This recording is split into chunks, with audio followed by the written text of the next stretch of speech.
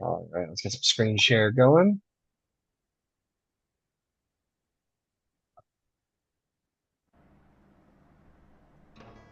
Whitestone is a little unique for an entire visual map on Tailspire, unfortunately. So I welcome you all to use the visuals in Roll20. Um, okay, but this is we'll use Castle Whitestone, and I will get some nice town sounds going. But while I'm setting all that up, welcome to our wonderful new player. Welcome, welcome, welcome. Our sixth player sitting in a nice seat. Welcome, Thomas. I hope you enjoy the game. Uh, Incredible. Okay, that's some good sounds. Let's do this. Well, thanks for having me. Yeah. Okay, so I'm gonna do a slightly extended recap for our wonderful new player.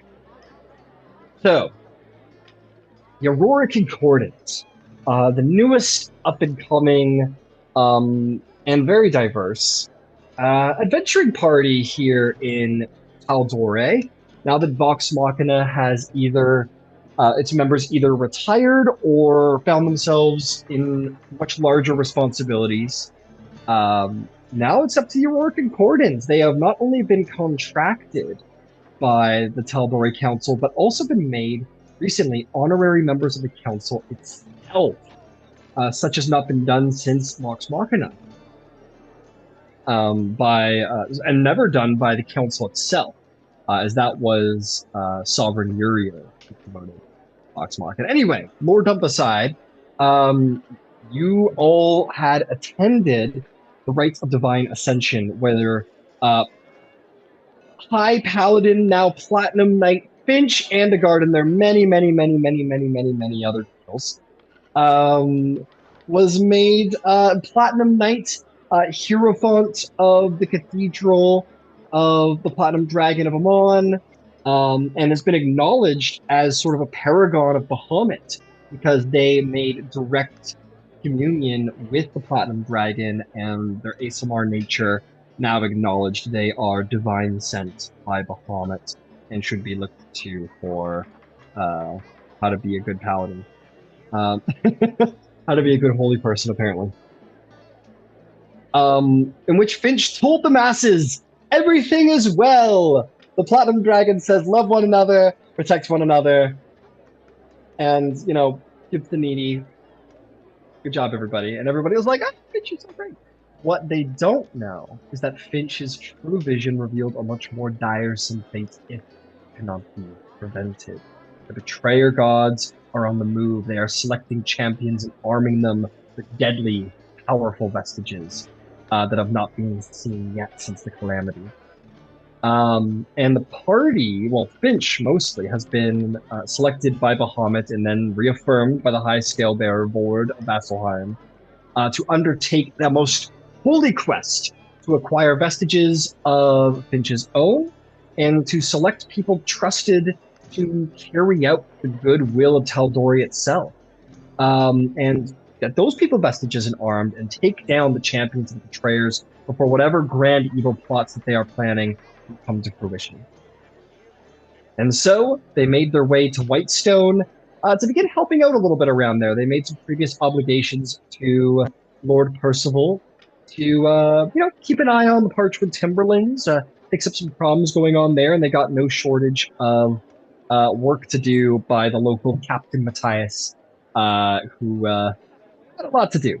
Luckily, you will not go into the woods alone, as you will be helped by someone very familiar with the local terrain.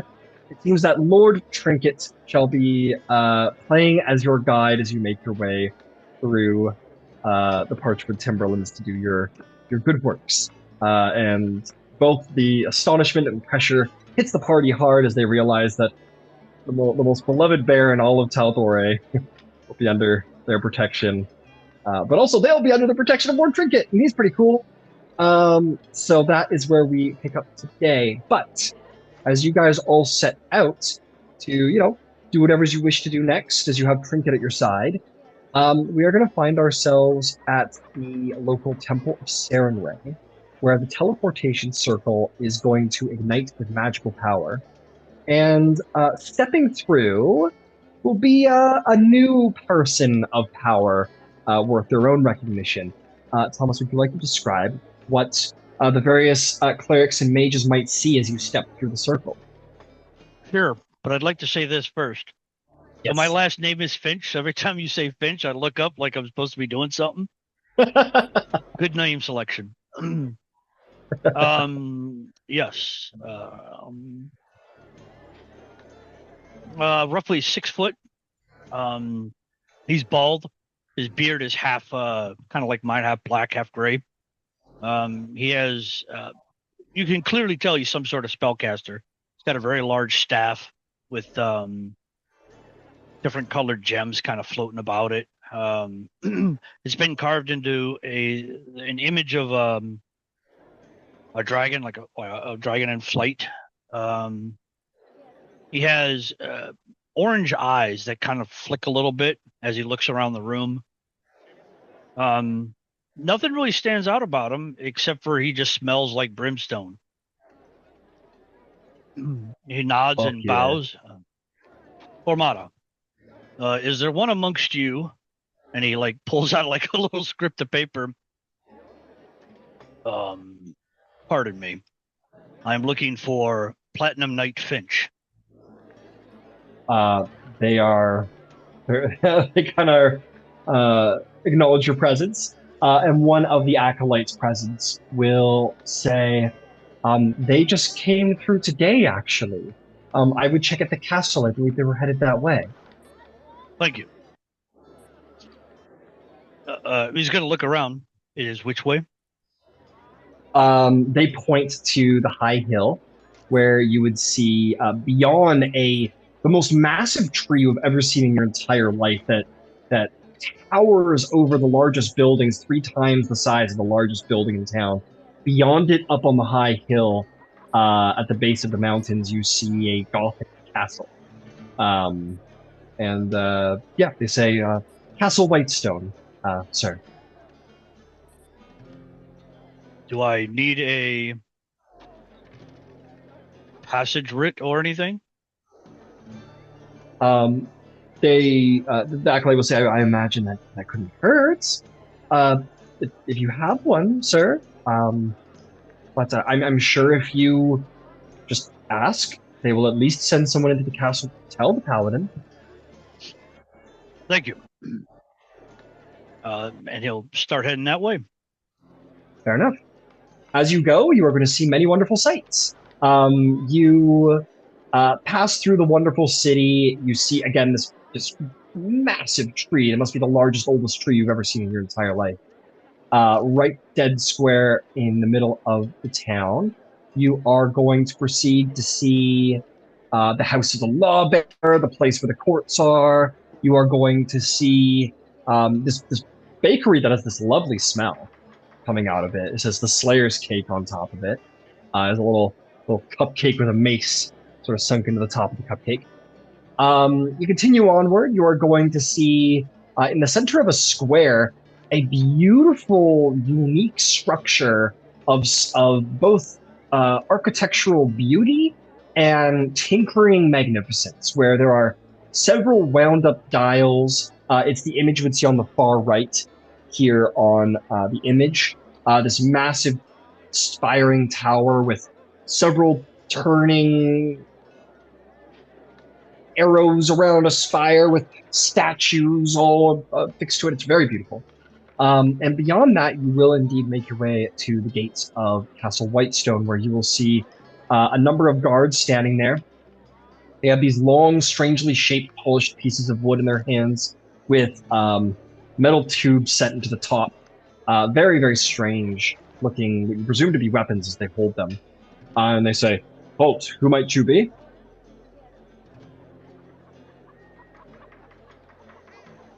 My name is Tormada Bota, and I am looking for a platinum knight by the name of Finch. And I'll hold out the missive I got. I see. I'll just... Wait a second. Here they come now! And at this time, the party walking out with their new bear, well, their on rent bear. Uh, we'll say because of course, guiding the way, shining with the brilliance of platinum awesomeness. Finch, as you're standing probably at the forefront of the group in this moment for whatever reason.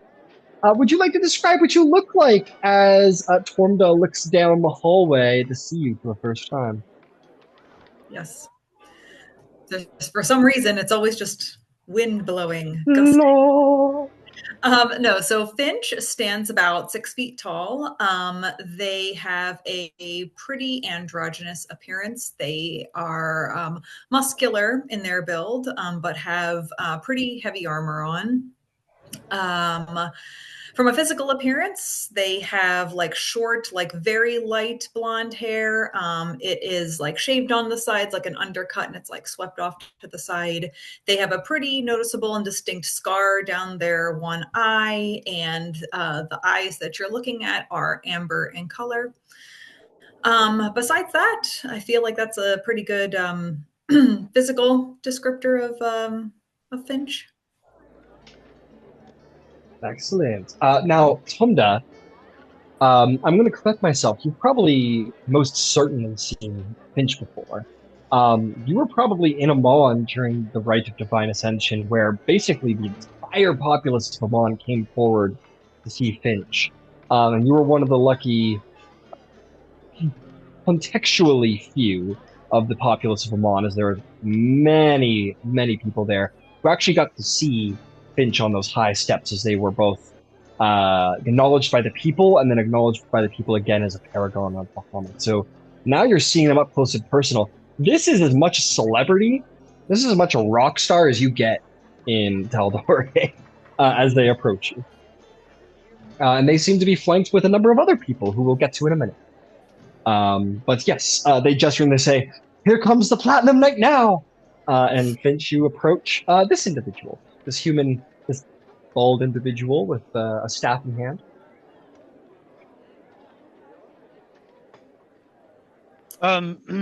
He'll I don't know. Do they have like a typical greeting they use? So he'll use it. He bows and he holds out a missive to you. He says, "I've been asked to help you.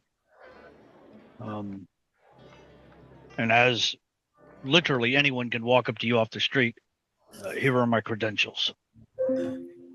Oh yes. Okay. I'm sorry. And your name? Your name is?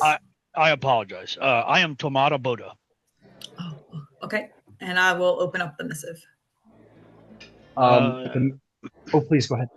I think it says high water or high scale bearer Saral Tal'Dorei has requested that I help not only make contact with you, but remain in your good confidence and help you in any way possible for all future quests. And then there's a small note about another platinum knight named Marazal, who used to be, or who is effectively like my sponsor that brought me into the Platinum Dragons circle. And that's my apologies. It's not. I wrote high scale bear in the message, Tomna, but he's just scale bear. Okay. High scale bear. That's my apologies. A message from the scale bearer.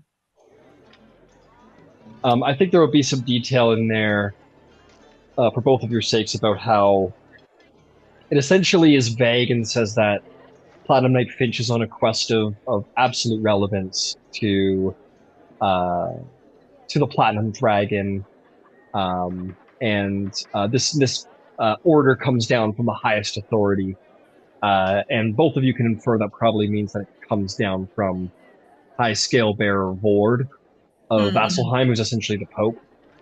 But it doesn't say so explicitly. So it's a very vague message, but yeah, that's what you got. And it is all stamped and sealed as officially as it could possibly be. Okay, I was going to ask that, considering Bahamut himself said, "Be wary." So, yeah. Never know. Just some stranger on the street. Fair enough. Fair enough. Okay. Well, if this comes from the scale bearer, the high scale bearer, then Join us. We are on our way out, actually. Good. I don't need to unpack then. Thank you. Mm-hmm. May I ask, of all these people here, who are your companions? Oh, goodness. So I'm not talking to a random stranger. Of course. And I will start to gesticulate around the circle and we'll let everyone introduce their character. All right, fantastic. So we'll start with Ember. I'm just going to go around my screen here. So as Tomda looks at you, Ember, what might he see? Ember is arguably one of the best dressed folks here. He is middling height, somewhere north of 5'6", but pretty close. He has very ginger hair. He has electric blue, like gas flame blue eyes. And he has a Sam Elliott mustache in red. He wears a non-wedding ring, pinky finger ring that apparently has got some value to it. It's got a big honking red stone onto it. And carried at his hip is not a sword or a dagger, but he's got a kind of like a baton with another fairly prominent red crystal at the head of it. I think unable to help himself, Tormada, I like your color choices. Why, thank you.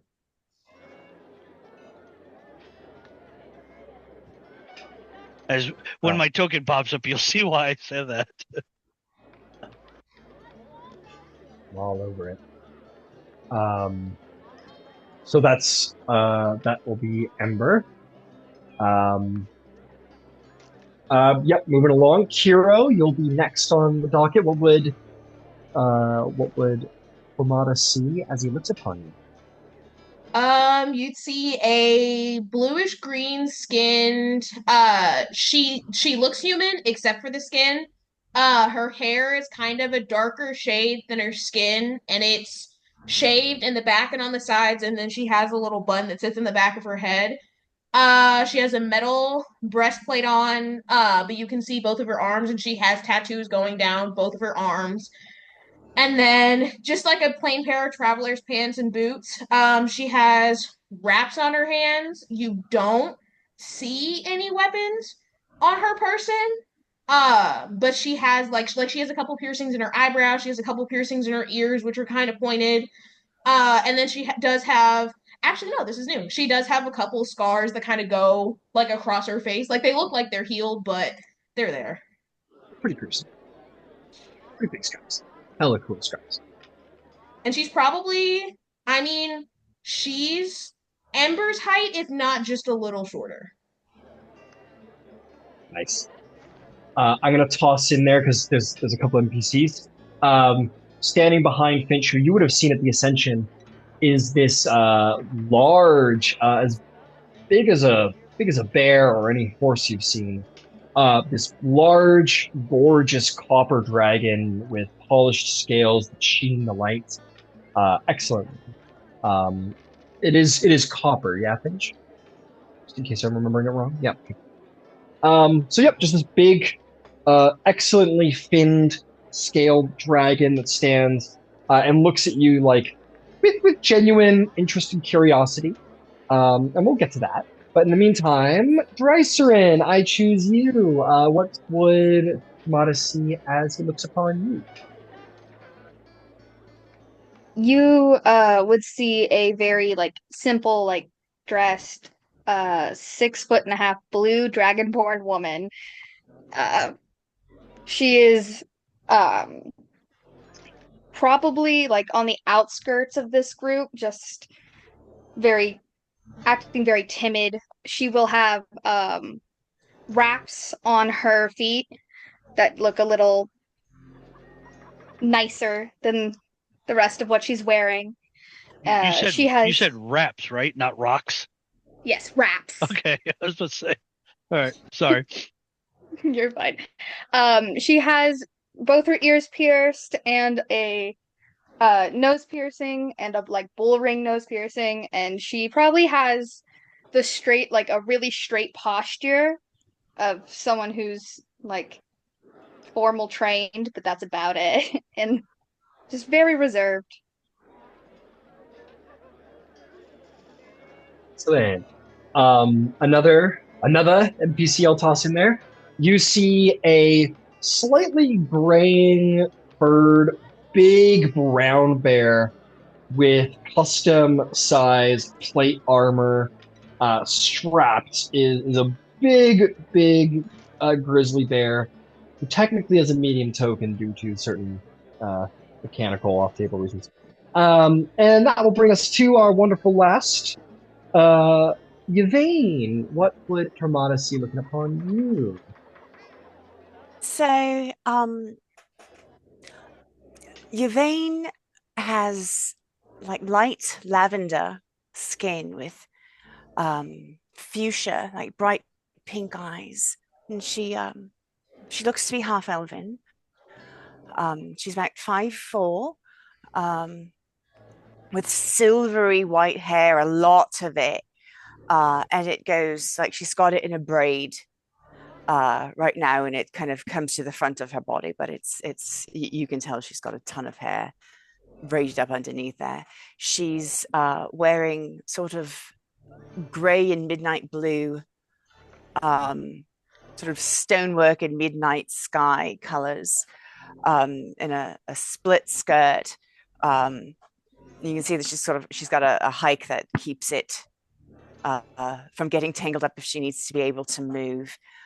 And she's dressed like she's ready to walk, and she's wearing a breastplate that it's not metal, it's not stone. Maybe it's a bug's carapace or something, but it looks like organic, as it were.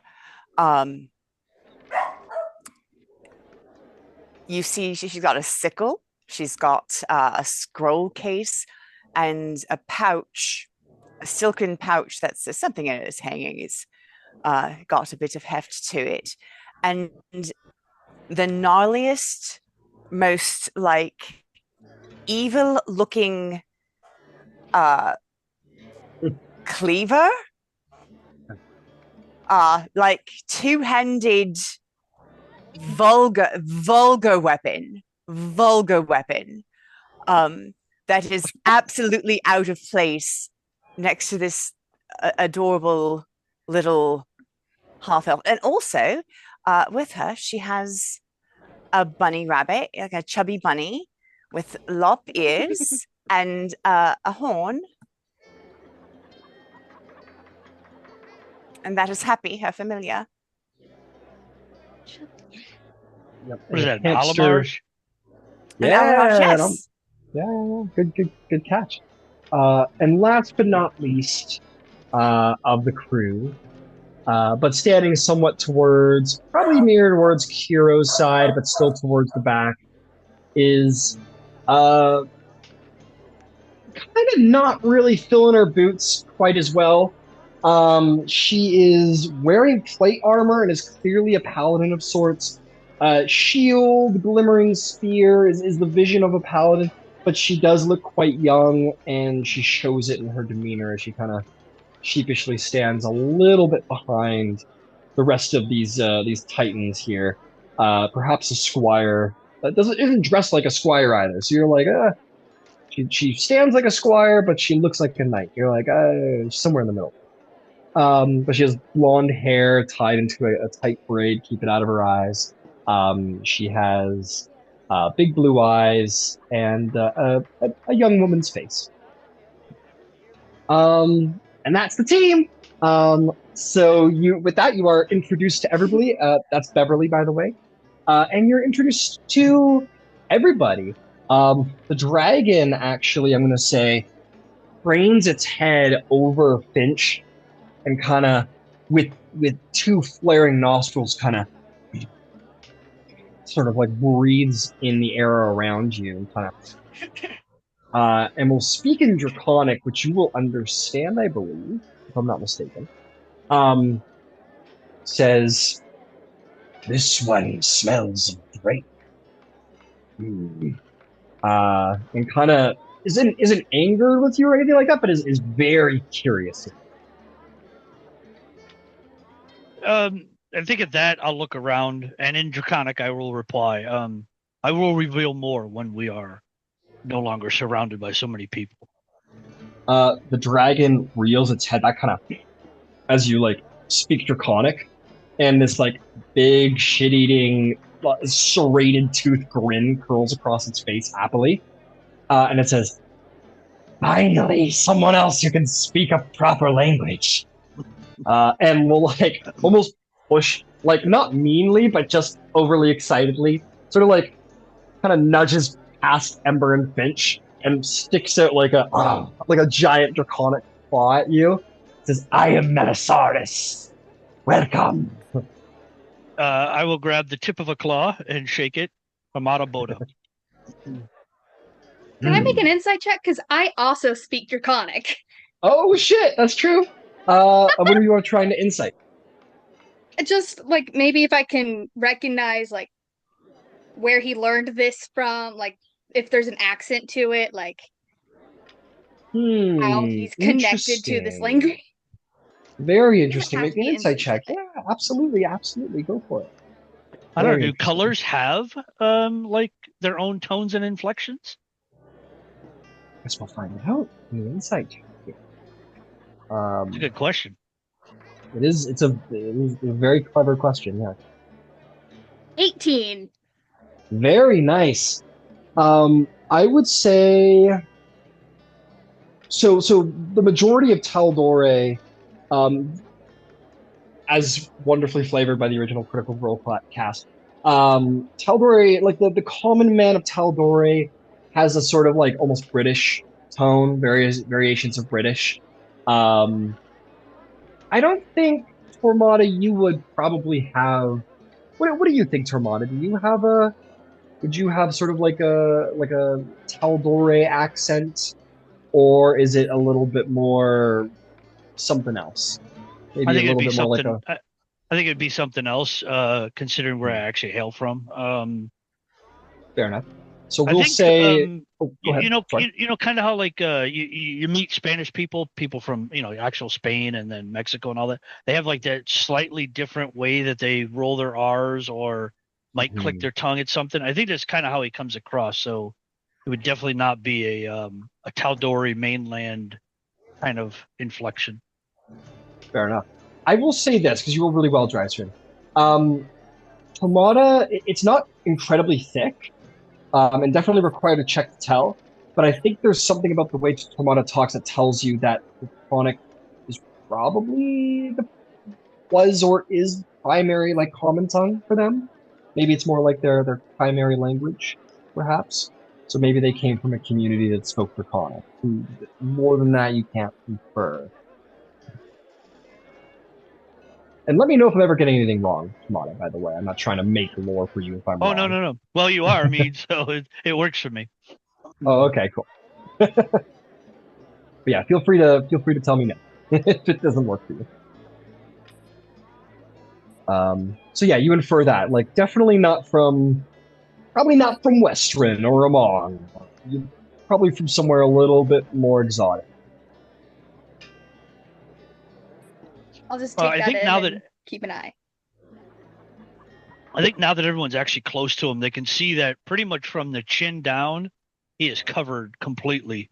There's, aside from his face and his head, nothing else shows skin-wise. Why that is? Maybe you'll find out.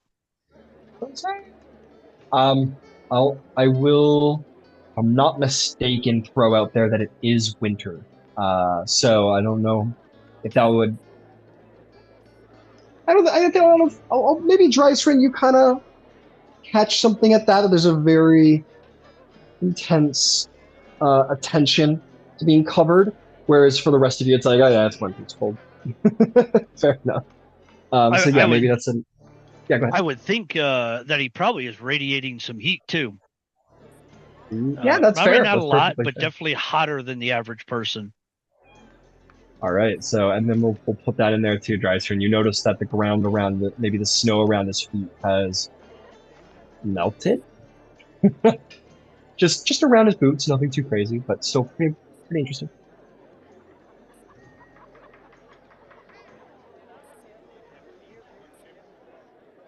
She's not going to say anything. She's just Yeah, going fair enough. to make sure that this doesn't go awry. Well, it's a pleasure to meet you, sir. Do you need any material? We were just about to head into the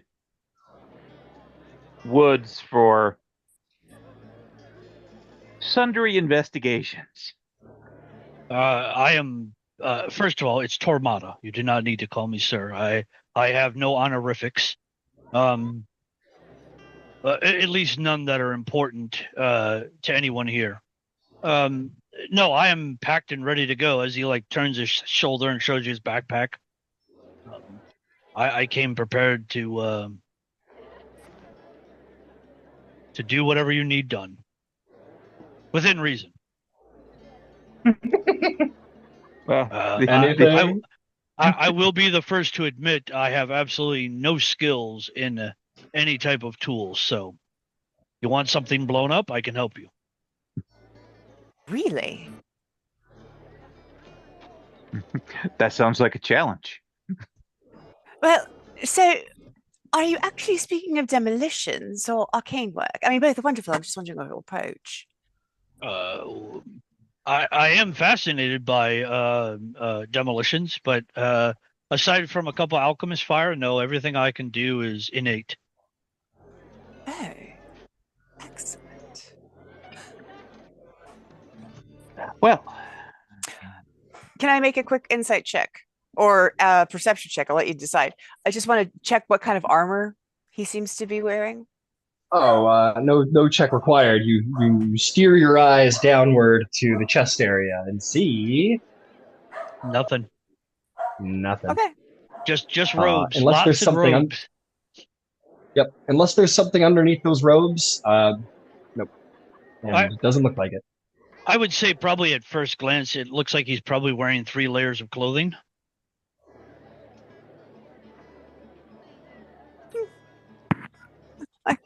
Above the table, the healer's just wondering what I'm dealing with here.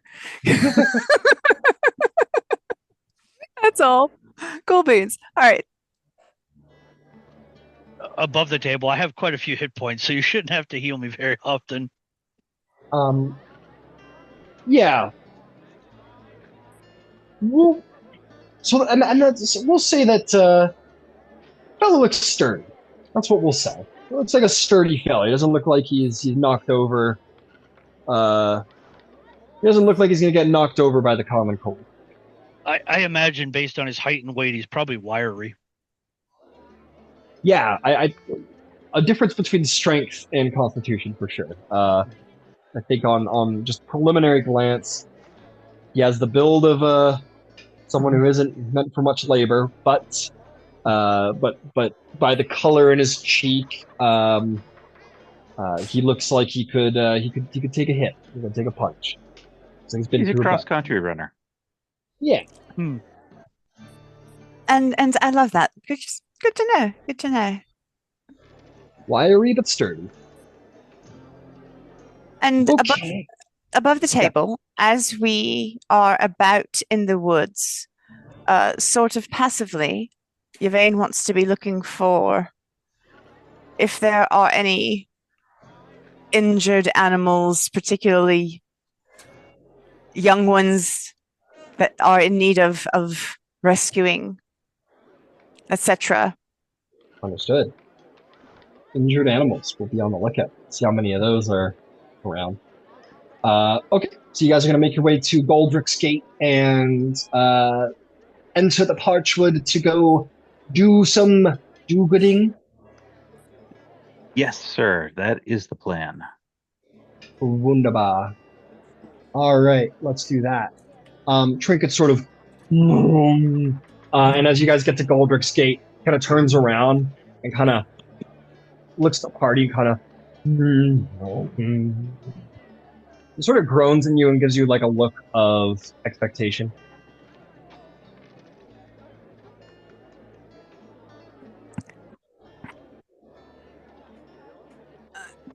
Time-wise, how long has it been since we left the front of the castle?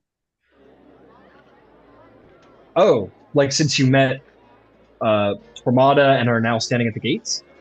At the end of the last session, like right before we went off with Trinket, I cast Speak with Animals ritually. So I'm wondering if I understood what he said. Since we'll say you're taking up. We'll say because it's 10 minutes. You had a fairly long conversation with Tormada, but we'll say that you're taking up the tail end of the time. He basically turns around and kind of looks at you all and goes, "So where we want to go? Where you want to go?" And I will pop my head up. All right, so we're looking for the undead centaurs? Well, we're looking for a wide variety of things. The undead centaurs are a roaming problem. There are some missing folks. There is some other shenanigans. A lot of it was centered along the Morin River, which is sort of in the middle of the Parchwood, and we're expecting to be able to get some additional information from some of the. So why don't we pick a single objective and have Trinket lead us there and see what happens along the way? Which do you think is the best place to search? The missing people, perhaps? Or the centaurs? Let's start with the fishing villages on the river. Those are the most adjacent to Whitestone as far as relative is concerned. When we were talking to the captain, he mentioned something about a missing champion or former champion or whoever of Cord, and he said he'd been missing for more than enough time to be concerning. Mm-hmm. And he was headed again towards the river area.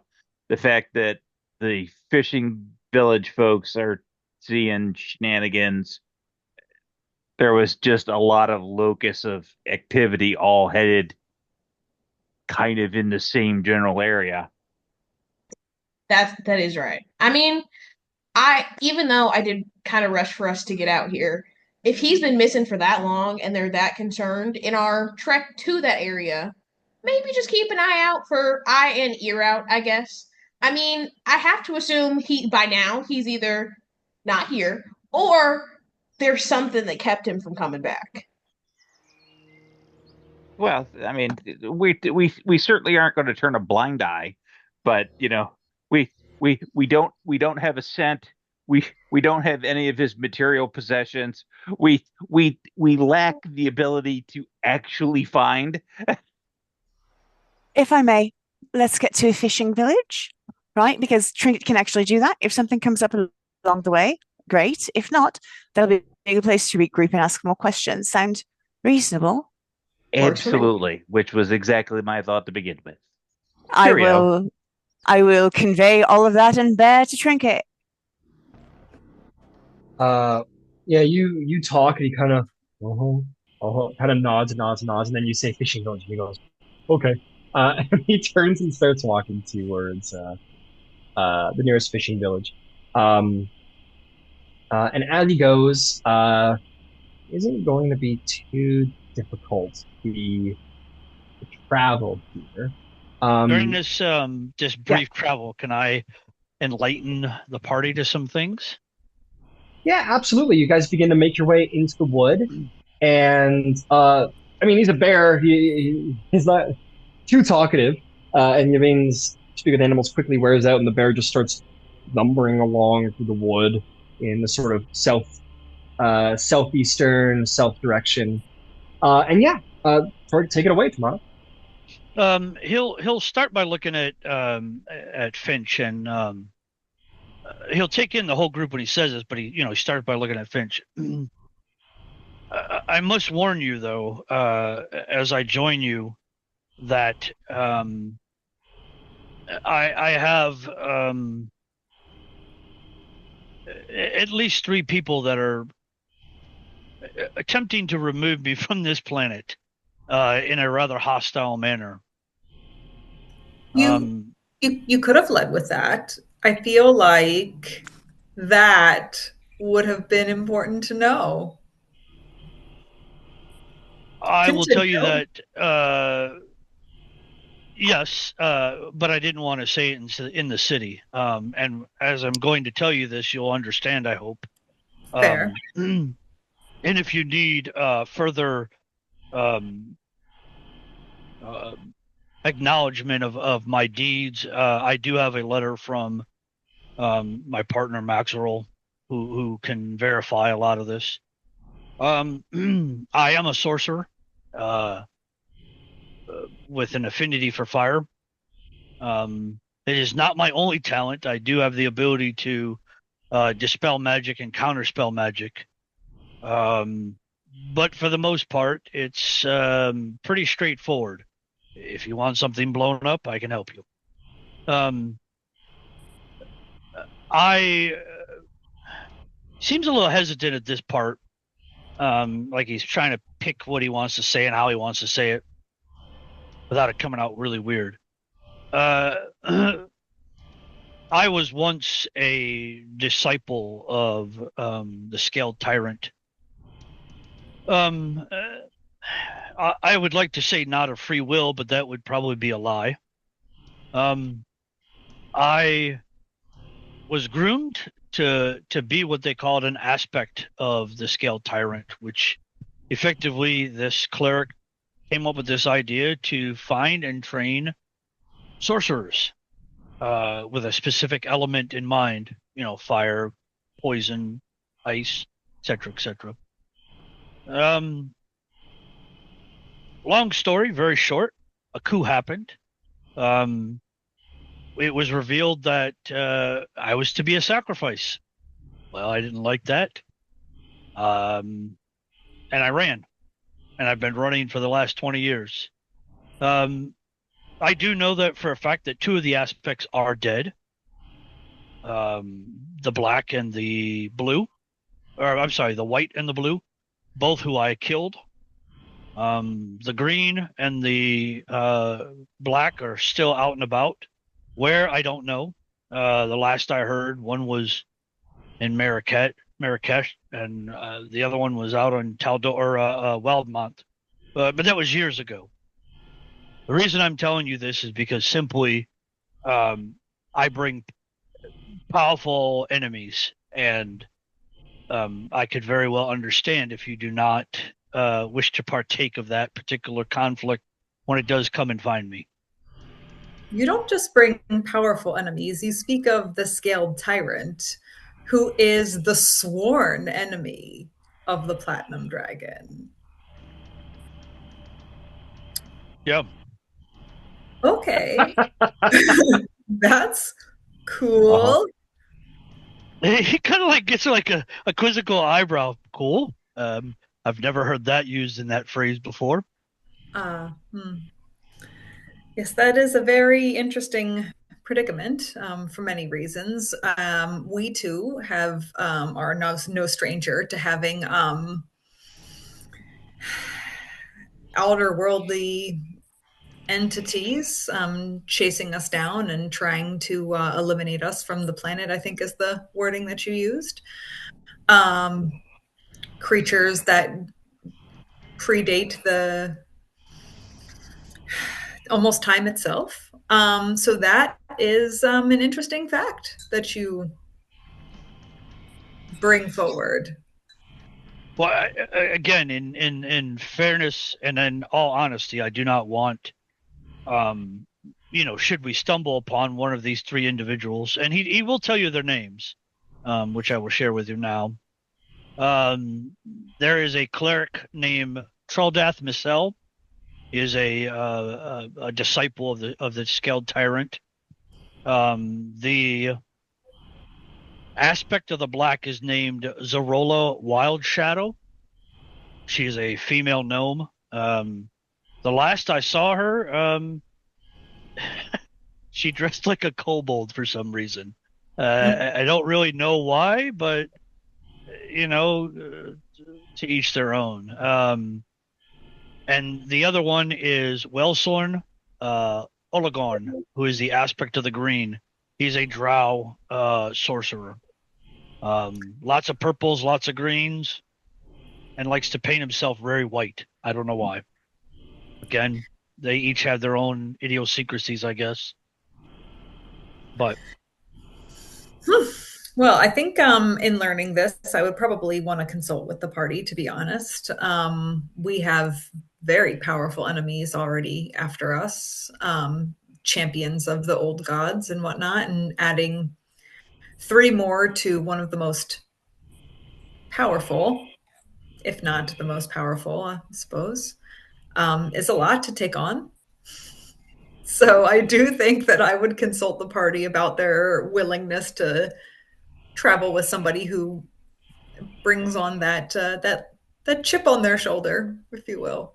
I will say, Tormada, I would say that, yeah, you definitely have this writ from your mentor. If you basically a letter of recommendation, if you did want to pass that along.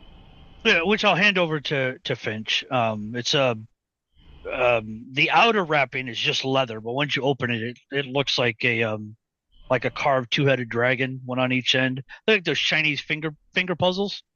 And you actually have to put your fingers in it to pop open the missive and unroll it. Right. As you unroll it, Finch, I think it would have a stamp. It would have like a waxed stamp from a signet ring that is decorated in the workings of a knight of their nobility being of the rank of knight through the Platinum Dragon. And it is from this individual described by Tormada. I'm getting a little test for my lore very quickly, so bear with me a little bit here. But this is indeed coming from a Platinum Knight Moraxel. I'll write the actual letter later on, but it essentially describes, who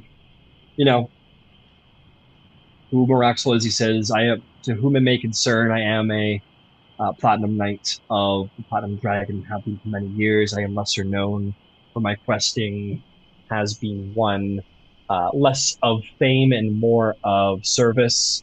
But rest assured, I am known in Amon. My companion Tormada Bota has held true to the beliefs of the Platinum Dragon for the 20 years that I have known and grown alongside this individual. I assure you that you can trust and respect this individual for not only their abilities, but their understanding of Bahamut, and their reformity is genuine in the eyes of Saren Ray, though I am not a follower of her as such." And it essentially gives a shining recommendation of Tormada's reformity, and assures you that who Tormada was 20 years ago should not be what you look at today. And again assures you that Tormada is of good, valorous, and courageous character. Not concerned about their character. I'm more concerned about the fact that they bring along with them being chased down by three agents of Tiamat. So I brought gifts. Come on. not cool, my guy. Not cool. The Ember's input on that, because I'm assuming it'll be one of those, as we're walking along, Finch will kind of move back and there will be discussions while that goes on. Ember's input will be, I don't think it's a problem. I think it's an opportunity. If he is here and they are in the world and she is going to choose a champion, which apparently is going to happen, if it hasn't already happened, the likelihood that it's one of those three, we're going to come to loggerheads anyway. If they come searching, we don't have to go finding them.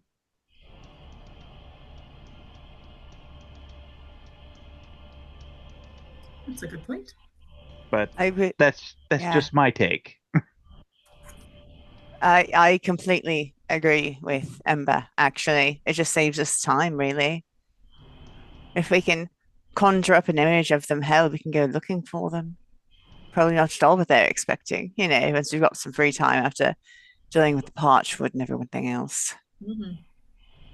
And I mean, if the end of the world is near as close as Bahamut says it is, we're gonna need more help. And considering the recommendation that he came from, considering who it came from, knowing who he was, and the fact that he was willing to offer it up before anything happened, I've trusted people on less. All of you trusted me on less. I wouldn't mind learning more about. You did beat up Zarvog on day one, which, was kind of endearing. Did I beat him up, or did I just stand there and not die while he fired crossbow bolts at me? Well, Each their own. technically. I'm still here. Tomato, tomato. Okay. I trust the party's will then. So it is.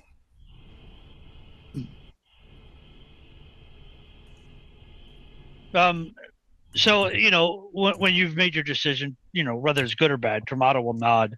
And he will say, as long as we are not around a lot of people, you can ask me anything you want about the Feld teachings that I learned, and whatever information I might have. I have no problem sharing it. It's not like it's a secret.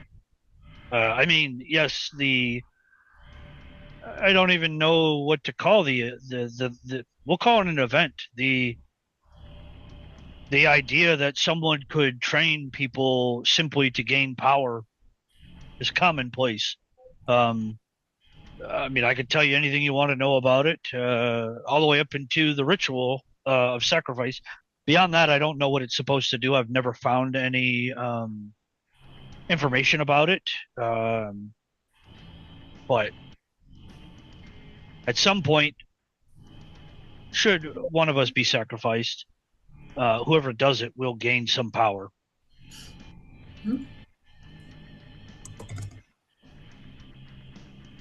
Hmm. I have so many questions. I don't know if walking in the woods is the time to ask them, but yeah. Like I said, anytime, as long as we're not around a massive group of people, I'm good with it.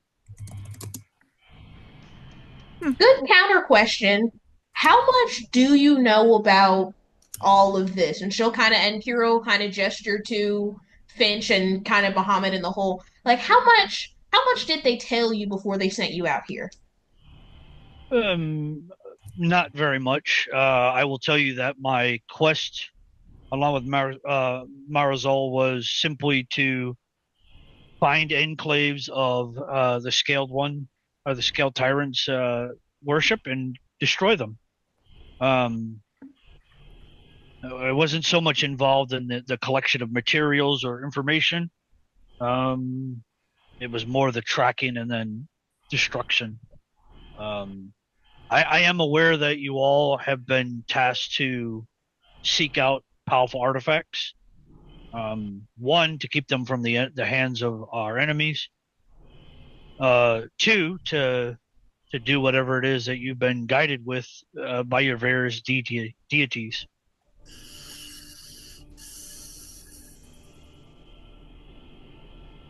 I was being talked about Drycerin. Melisaris is like poking your shoulder with like her knuckle. What are they saying now? What are they saying now? Asking for a translator, basically. Does he not speak He'll common? do it. He doesn't speak common, it doesn't seem. Oh. You haven't heard them speak common. I mean, Drysaid will do it. She'll stand by the dragon and just be a translator.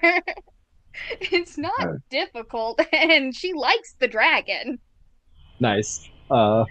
If you do that, then Tormada will definitely turn and apologize. I am sorry. I did not understand that you did not speak the common tongue. I will make every effort to speak to you directly. Melisaris puts the shoulders back with pride and will say, very good. Very good. But I admit I am in the minority, so it is all right. You may speak common to the rest. But no, I do not speak the common tongue. Do you plan on learning anytime in the next 100 years? No. No, I don't think I do. I like it. No.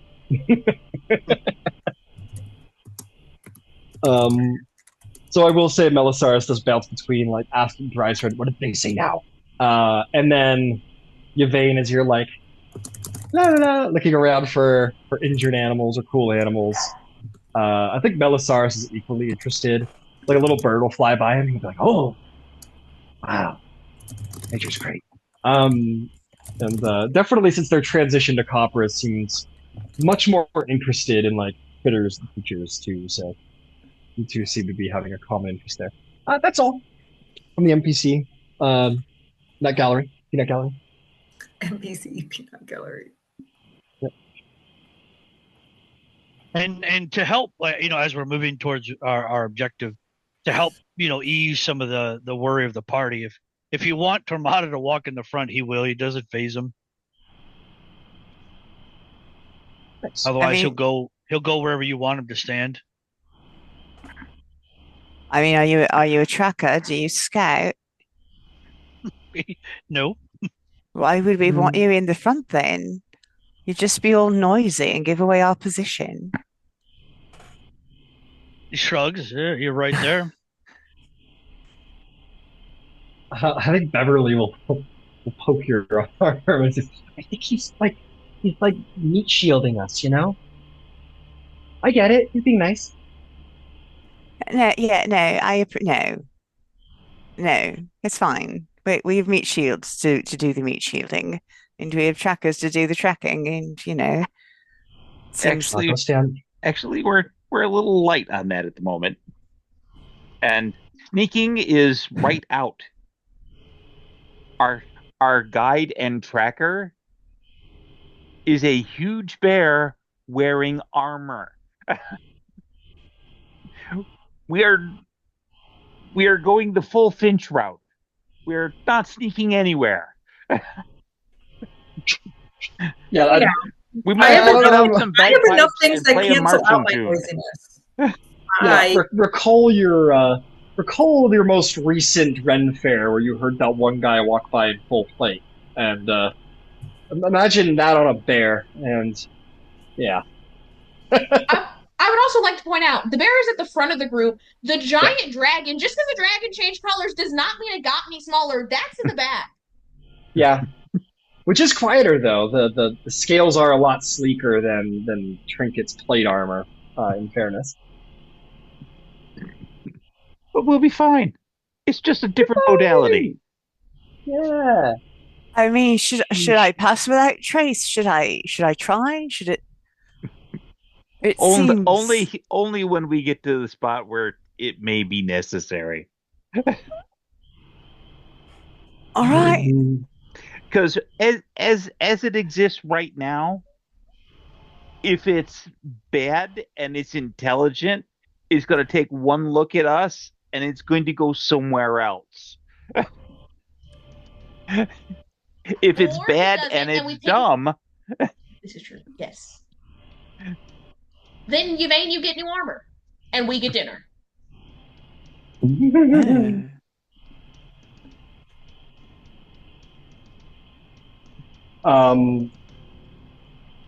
Cool. You wander through the woods. You are lucky to find that today is a no combat day. No one attacks you, attempts to slaughter you, nothing like that. You guys all settle into camp. There's a certain point where like the sun goes down. Trinket just kind of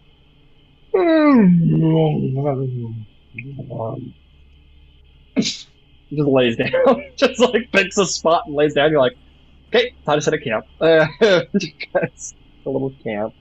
Get ready to go. Very cool. Sweet. So you guys all sort of set up camp. I don't know if any of you have tents. It is cooler. Luckily you're in a forest, so there is wind cover for sure. But it is colder, and you set up whatever fire, camp, tent, bedrolls required to get some sleep. Tormada, the young blonde girl, Beverly, the paladin, will sit next to you on point, and she'll say, "Do you mind if I ask you about your past? I know it's not always polite. I don't want to be impolite." Go ahead. What would you like to know? I guess. What was it like? I mean, going from being with one god to another god. Especially like the opposite god. Well, you know, again, in all honesty, I grew up agnostic. I didn't. Where I hail from, there are oddly more betrayer god temples than you know, the good gods. Really? Wow. Yeah. I hail from a place, and he'll look at everybody. Has anybody ever heard of New Haxon? Are we still doing New Haxon? Yeah, I'm going to start there, but then I'll move to where you put me. Oh, okay, I got you, sure. Nobody has heard of me. None of you have ever heard of me. For those that you don't know, if you know the world, it is way, way, way east on the border of Wildmont. For lack of better terms, it is a haven for betrayer gods and their worship. I was just a peasant, still am a peasant, and so worship to me was never important. It was just something that we did to keep, the work crews and slavers away. My parents died, and for lack of better options, I needed something. And then this man that I've told you about before, he plucked me out of nothing and started teaching me of Tiamat's way and the idea that as I'm scrolling up to look at the commandments, the idea to amass wealth is kind of appealing. I mean, I don't want to say that I'm a materialistic weasel. That's not it at all. But if you know anything about arcane magic, spell components are pretty expensive. Yes, the idea that you should never forget an indignity or let an affront pass, that did ring strongly in my youthful ears. I guess for some people they are excited to be sacrificed for their deity. I was not. I did not like the idea of it, especially since that kind of went against the commandments in my mind. I'm not amassing anything. The person who came up with this idea did, and I didn't like it. So along with my fellow aspects, we rebelled. It wasn't until weeks, like 2-3 months later, that I was hurt pretty badly, and Marzal found me, and between healing my body and then my mind, slowly began to extol the virtues of the Platinum Dragon. I don't want to say I just, okay, I'm going to go follow this person now because they took care of me. That wasn't it. It's just, I think my life changed and my views on the world changed. But I will be honest that my actual true feelings lie more along the lines of the Everlight. I believe that, having been a person without a guide, I should aid others. And I was without redemption at one point, and I was redeemed, and I am very proud of that. And so I changed a greedy god for a beneficial and more pleasing pair of entities. Does that answer your question? Does that make sense? Yeah, that makes sense. I suppose it's probably pretty easy after they tried to sacrifice you. Yeah. Yeah, fair. Well, thank you for telling me. Oh, no problem. And can I ask you, what is it you do? You seem a little young to be with this group. Oh, Not that I'm being I'm offensive to anybody's age. No, not at all. I am Platinum Knight Finch's, or I was Platinum Knight Finch's squire. I was Finch released me from their service, and so now I'm kind of an esquire, which means that I'm not quite ready for knighthood, but I'm also not directly in Finch's service, so I kind of travel around with the Concordant and, help out how I can and do a little fighting, and I'm still learning what it means to be all, to earn my spurs. So that's what I do. I just kind of help out where I can. Excellent. Well, thank you for sharing. So well, let me know if you need anything, firewood or, yeah. I don't need firewood. I can produce my own fire. Right. But thank you. Right, you said that. Sorry. Okay. Well, I better get some for everyone else. And she'll kind of hop up and go just kind of labor around the camp. Despite her status as no longer a squire, she still pitches Finch's tent, unless they're actually actively waved off. Seems to be much more comfortable, the servant, than the knight. Or, I don't know. that requires some dissemination. But anyway, you guys sleep, all goes well. You all take various watches, but nothing befalls you that evening. And as always, stop me at any time if anyone has any significant roleplay they want to play out. Yes, Yvaine, by all means. So, before Yvaine goes to bed, she wants to cast Dreamwalk and then use the glaive. So Dreamwalk, Dreamwalk is it will allow her and up to 10 people, but she's just going to cast it on herself. Sure. To dream lucidly. Okay. So in theory, the ability to know that I'm dreaming and be able to sort of manipulate the environment up to your discretion. But then I want to use the cleaver to cast Dream and go see Cressida, who should be, like, I did tell her that I was going to come see her. Yeah. In a dream. Like I said that before I left, which is why I have to do this tonight. So you're using Dreamwalk just to enjoy lucid dreaming, basically. It's for something I want to do after I'm done with Cressida, if we get to it. Okay. Just because I'm purely familiarizing myself with the new spells. What level spell is Dreamwalk? 2nd. There it is. Okay, excellent. Cool. Cool. Oh, that's a really cool spell. Just like a little nighttime, little bedtime ritual. Keep yourself safe. Yeah. Yeah, that's great.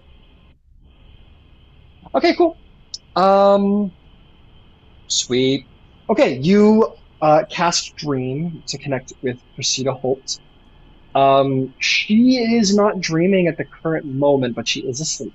It's just kind of having a black dream, a dark dream, you know. You know when you're just kind of not dreaming about anything, you just kind of go to sleep and wake up. It's kind of what her situation is right now. Nothing is particularly manifested as of yet. All right. Can I try someone else? Oh, you just wanted to like spy on her, see what's going on. No, I wanted to speak to her, but I was going to ask her to pass a message, and if she's not available, then I can just pass the message my damn self. She's available. No, she's available.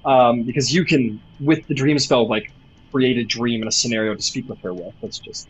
Oh well, in which case, the way you described it, I wasn't sure if it was like what Allura does, where it's like, she's not available. Sorry. No. So you're in her head. You're in her dream space. There's just. Excellent. I'm just flavor-wise saying that there's nothing going on right now. She's just having kind of a dreamless night. Okay, so I will. So I will set us up on Gabriel Endegard's bed. Very funny. But this time, yeah, we have clothes and I have hair, so. Okay. She kind of. Okay, so you're just laying there clothed. Interesting. She kind of like looks at you and looks down and says, "Is the context that it's like that night or that day of the context of the dream that you're putting in there?" Yeah, for like it's she should realize in a moment the differences, but yeah, I'm feeling cheeky. Got it. You're okay, yeah, because you can. I'd say you can put context into the dream. So she's kind of laying there, and she kind of turns over and looks at you and kind of does one of those, and says, "Ugh,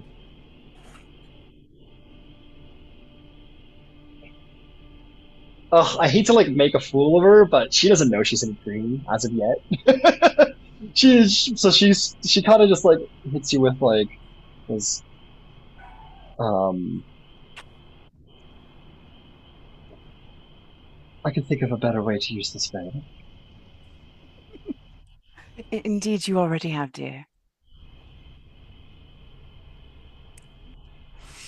She starts like, she kind of like puts a hand on like your lower belly, kind of starts running her fingers up and along you, and to maybe where the top button is. And I will kind of gently stop her hand and say, "No, really, dear. This is a work call. I'm so sorry. It was lovely, but you're dreaming, and I've got information to convey. I know it's not nearly as much fun, but necessary." Well, you're quite the tease. Good to know you still think about these things. And here I thought you were just a busy scholar these days. No. However, so the rest of the briefing that I didn't give you, and I will read her in on Shadebarrow, just as far as that this is what it is, highlighting that is the location of one of the dark vestiges. It is also the location of the damaged and decaying seals to the demon prince of the undead's cage. Just, are you sure? Yeah. We have reports that suggest that Orcus is still very much alive and well in the abyss. I believe, and she kind of thinks and she says, if I'm not mistaken, those reports were confirmed by Vox Machina? I mean, this was 20 years ago, but still. Yeah, so maybe it's time to check in, because and she'll go over the entire Shadebearer briefing and basically say, as of right now, Camellia is working with the priest to create something that we're hoping hold things a little better. You can probably get a better briefing from Alistair. Yes, Alistair has already informed us to be prepared for some kind of dell out in the east. If I may speak my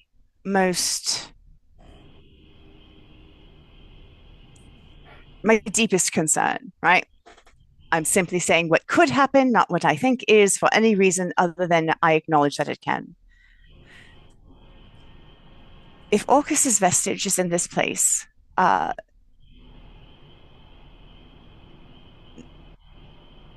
inevitable end could get to it far easier than we could. And my worry is that if I'm wrong, and I've been wrong so many times, right? But if I'm wrong and the Minister of Defense is perhaps not as upright as we hoped they are, then my stupid indiscreet ass just informed them of where it was. So my concern is that we won't get there in time. It doesn't hurt necessarily. We can keep, to the best of our ability, tabs on who's talking about Shadebearer in Cloudwatch Palace. Maybe give us some identity of who to look at for corruption. So thank you for telling me. But it sounds like time isn't on your side. No, which is why I'm going to ask you to pass a message to Alistair when you wake up and finish all of your monthly things. Tell him to go to the Graveseer. He'll know what it means. Okay. I'll tell him. Thank you.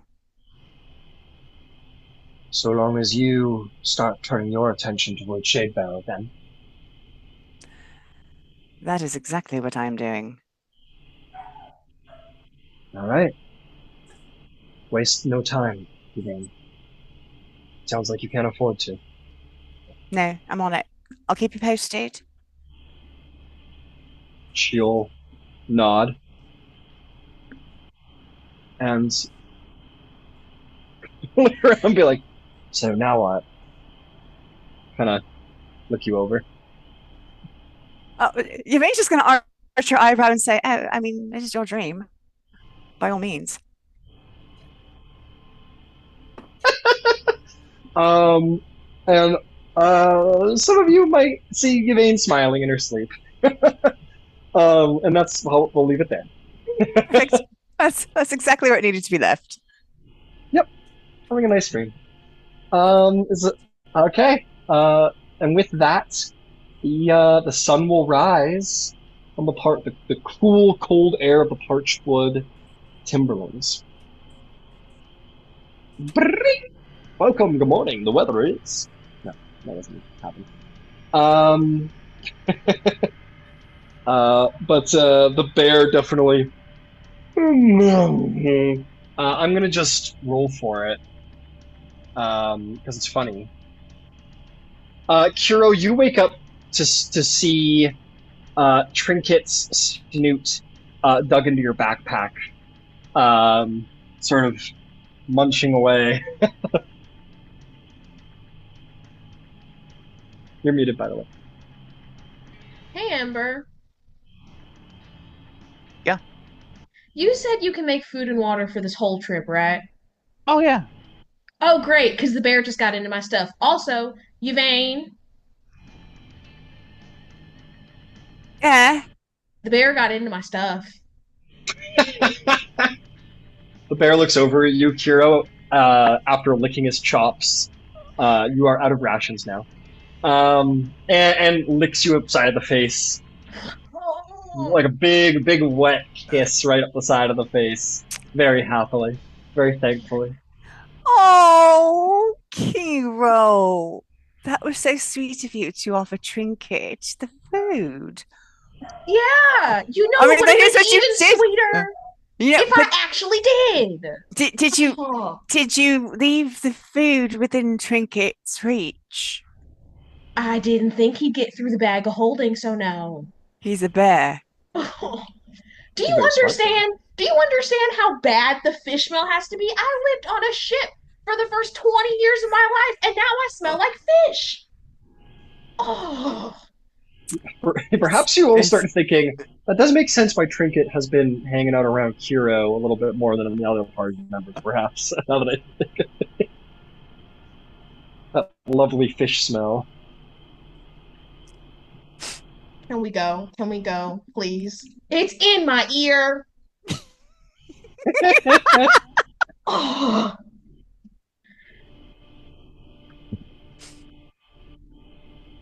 To the fishing village. Perfect. Great. Lovely. I'm gonna smell like fish by the end of this. Again. Then take a bath. Yvaine, Yes. can you do me a favor and pass the following message along to Trinket? Mhm. If he is very well behaved and does not eat other people's rations, I will provide him with a gallon of honey every night. Without need of translation, as it seems in this moment you understand, Trinket understands common.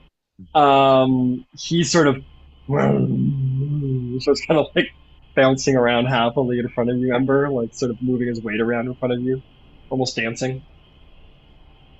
And I will get out the alchemy jug, and I will pour into a wooden bowl.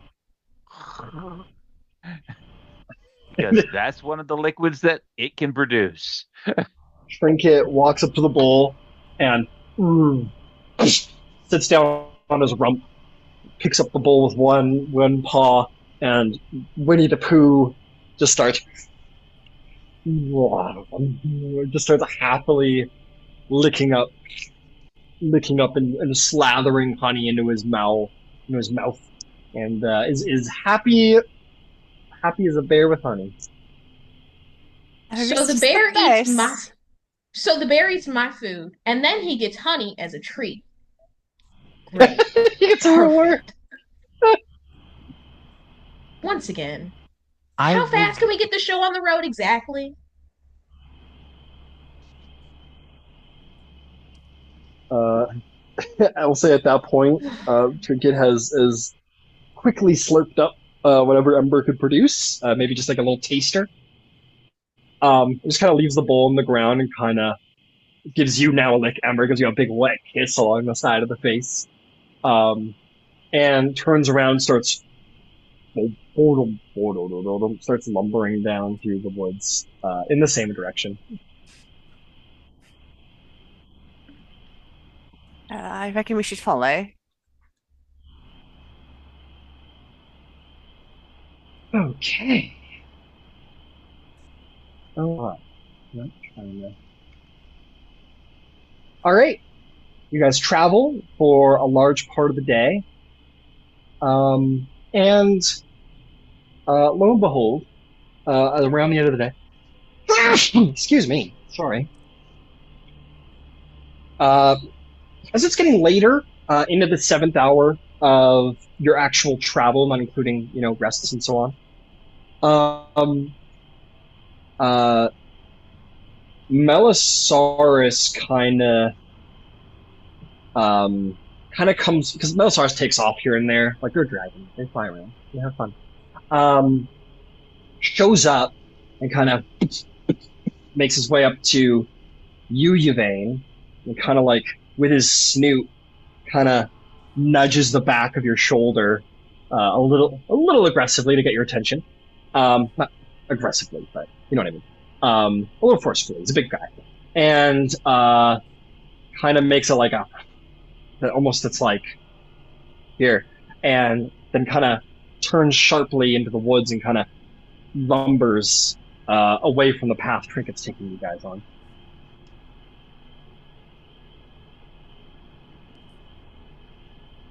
Gonna earring of message Ember real quick. Gonna follow the dragon. Be back in a bit, and I will follow the dragon.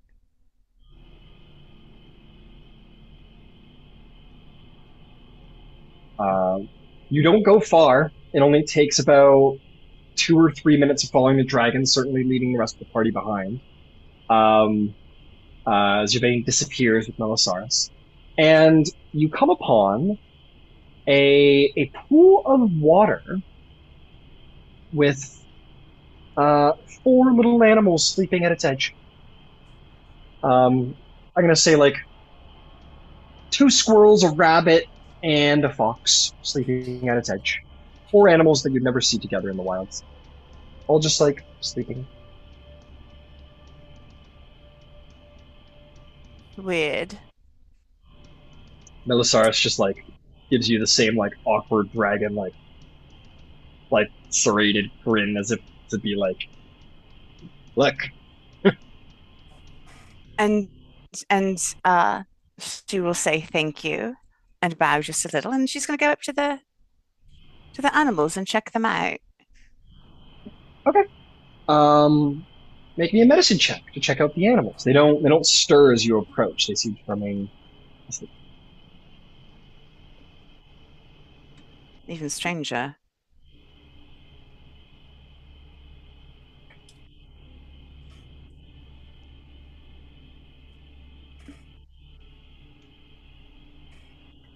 It's not great, just a 12. 12. As far as you can tell, they are they're asleep. You look them over. You do so much as to poke one of them. It doesn't wake up. The fox is like on its back, like sleeping like that, like the happy back sleep, with like the legs spread. So they're not like unconscious. You know what I mean? They're not like, they haven't been like knocked out as far as you can tell, but they do seem to be like sleeping rather heavily.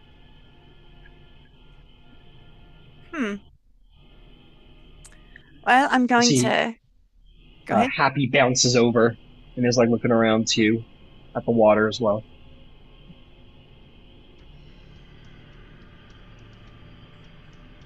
Yeah, switching to Sylvan, I'm going to ask Happy, have you seen, like, this doesn't seem like, and she's actually going to try to nudge the bunnies awake. Yeah, you give them some nudges. The most they do is kind of like do the like in their dream, like reposition, like in their sleep, like reposition. But they don't wake up. Even if you give them like a, I'm not gonna say kick, but like a rough, like a little nudge, like a rough nudge. You know what I mean? To wake them up. They don't wake. They readjust at best.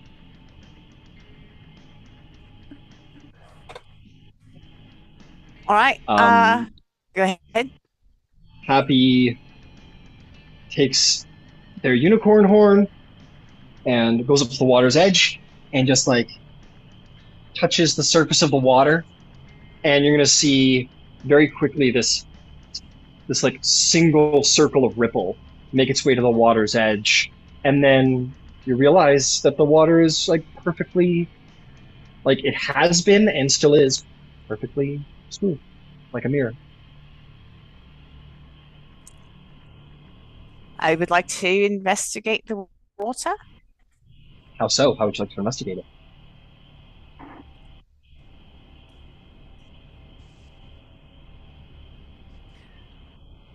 Well, this is just going to be easy if I go as a wolf, so I think I'm going to switch to a dire wolf.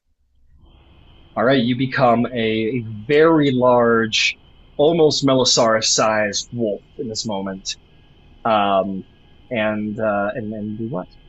I'm going to sniff at the water and sniff at the area around to see if there's uh, something that smells off. All right, make me a dire wolf perception check. Um, we'll just say take advantage. Use the 2014 keen senses with your perception to give you that benefit. All right, that's actually pretty good for perception. That is a 24. That is a 24. You smell around. You don't smell anything wrong with the creatures. Um, they just smell like whatever versions of their race. You smell the water itself. The water doesn't smell like normal water. Um, it is still water, which is usually really not healthy to drink. But it smells clean. It doesn't smell swampy. It smells clean. In these temperatures, this pool of water probably should be frozen over, but it's not. There's something else to the water. Like it smells clean, but it smells like still a little off, not necessarily in like a diseased or illness kind of way, or like poisonous way, nothing like that. But there's something off about it, and then there's like almost like a scent behind it, as if like almost as if you can like smell the floor of the pool of water itself, but you don't know what the scent is. But there's something behind the pool, under the pool. A bunch of really weird smells. It's very intriguing.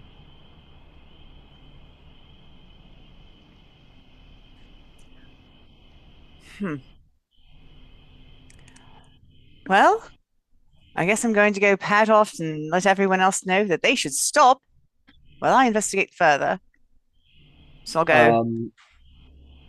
Okay. Yeah, you make your way. You make your way back to the party. You guys see a fucking dire wolf. Oh wait, it's Yvaine. It's pink. Uh, and yeah, you return to the party. It does not take long. You are a swift and well-suited hunter. So yeah, this giant sort of lavender direwolf with pink eyes will get in front of the party and sit down and then just start reporting. So uh Melisarus is very keen and no, she didn't shift, it's still a direwolf. Melisarus is very keen and there is a pool of water just a little bit back. And I will describe anything. I would like to have a little more time to investigate this water, because there's something going on with it. I might even go take a swim because if there's strange things going on and there's a strange pool of water that maybe people are drinking, it's worth investigating, I was thinking. And yeah, this is the first time any of you guys have seen her actually speak shifted. She just got the ability to do it. Oh, we can understand you. Mm-hmm.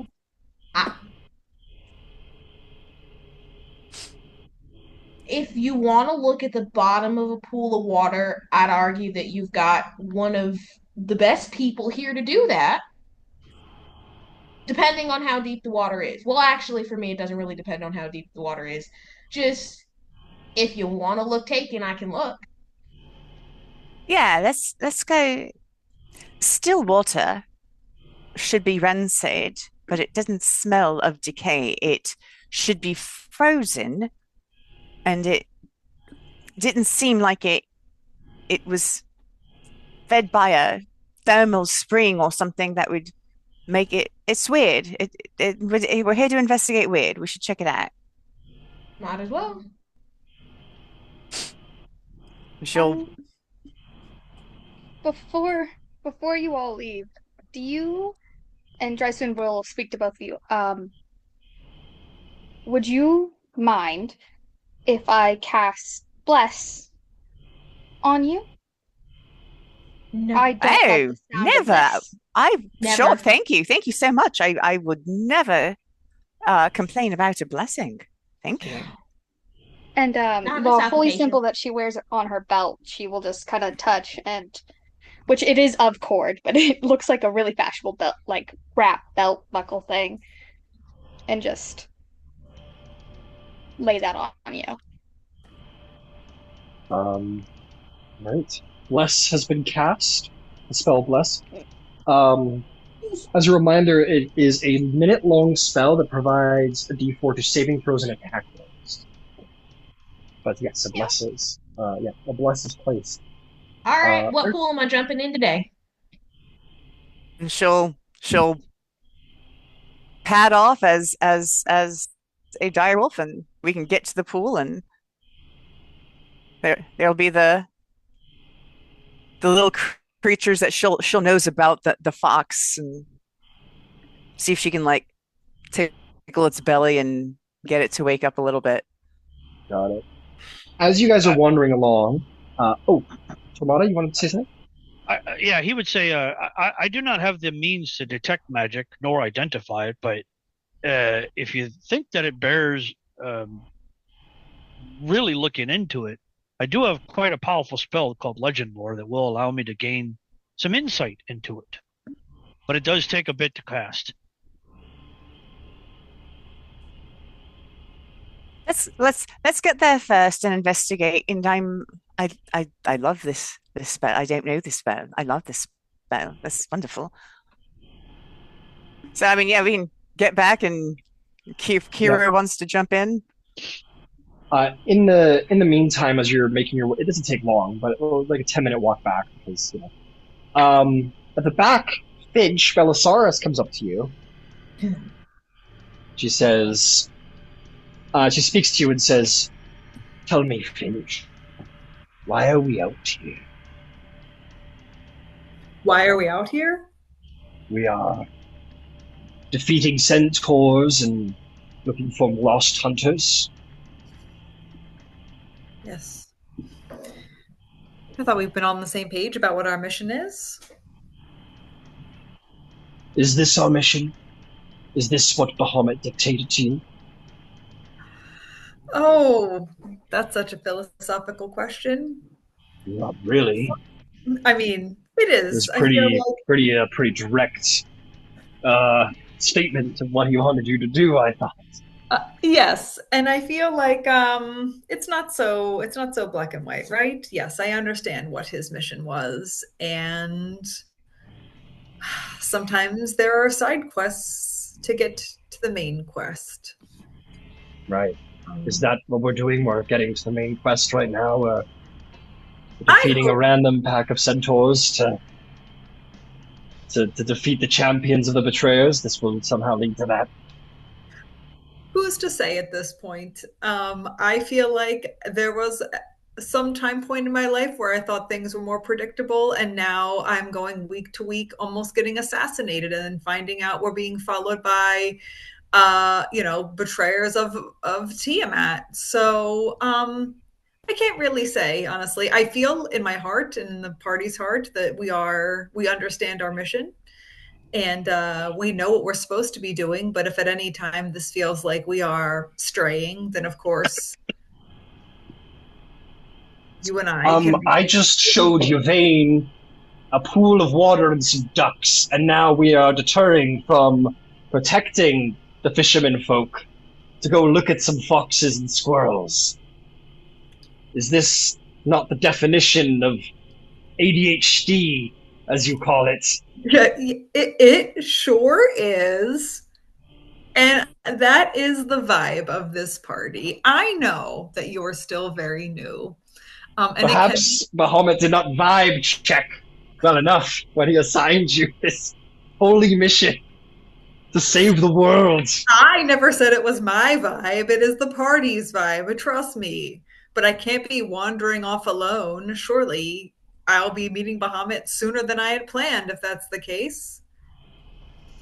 You were asked to choose the mightiest heroes to travel alongside of you. You are... I can't help wonder if this is the best use of our time. That is all I am saying.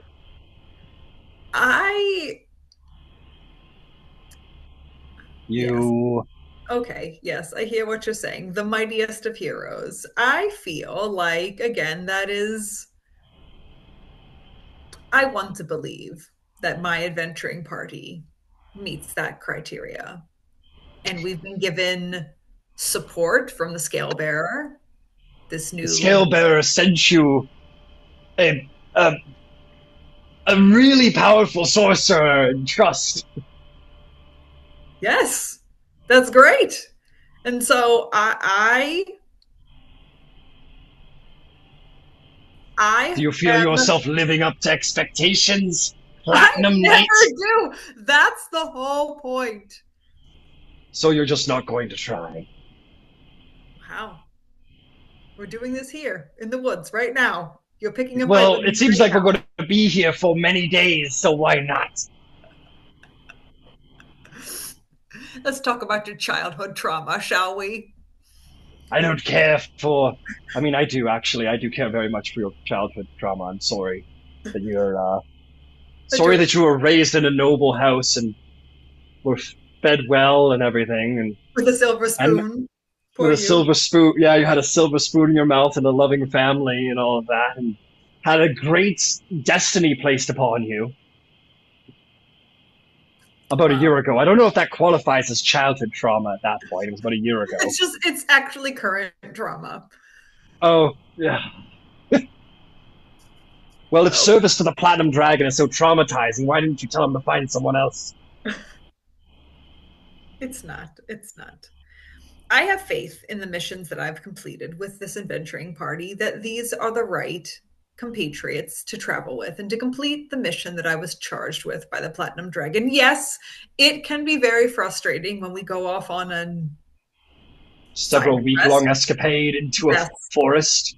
Yes, but at the same time, this party, especially Yvaine, understands that time is of the essence and that we can't just be fooling around and gallivanting in the woods. I'm going to need you to have a little faith. Oh, do you just want to fight something? Is that what this is? Are you like itching to kill something? You pulled the faith card on me, not cool. No, I'm not itching to fight something. I'm not a bronze dragon, as cool as that would have been.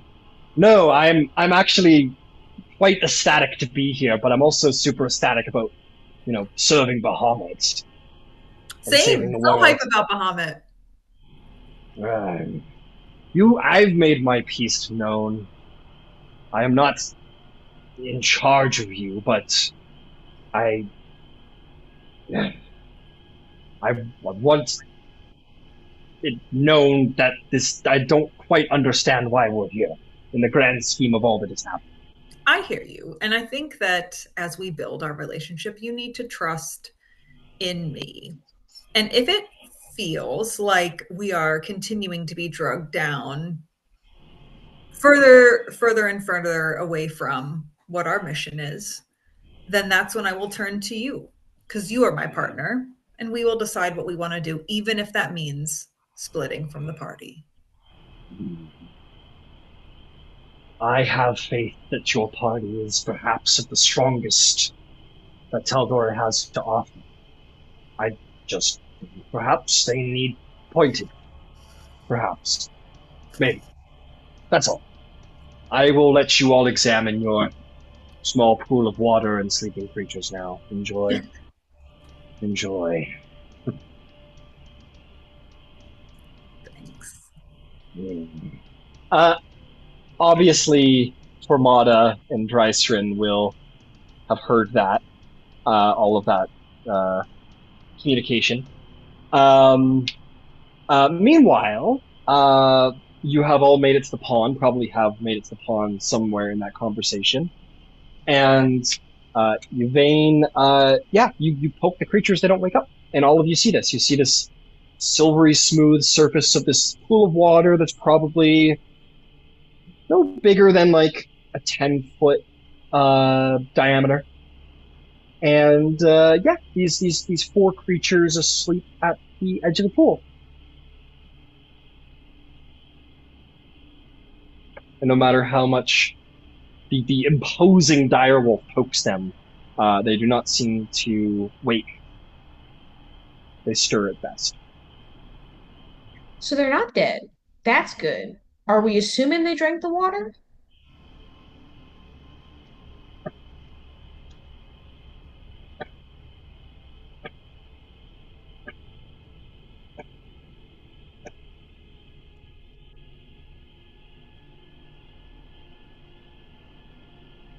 Beverly goes, were you asking me? You asking me? Nobody responded. I can respond. Maybe. I mean, that's why they would be here, right? Drinking water? No. Yeah. I gotta say, I'm gonna try something. And it could be stupid, and it could be nothing, or I could crack this wide open. And Kiro's gonna kind of look around. Are there any, like, they don't even have to be big rocks. Like, are there any, like, rocks or stones or pebbles that are just, like, around where she's standing? Yeah, of course. Yeah, sure. She's gonna pick one up, and she's gonna kind of look at everybody else and say, just in case this does happen to go sideways, maybe brace. For what? I don't know, but brace. And then she's just gonna kind of take the stone and from where she's standing, like she's gonna back up so she's not standing right at the edge of the pool, but she's just gonna kind of toss it and try to toss it as far out into the lake as she can get it.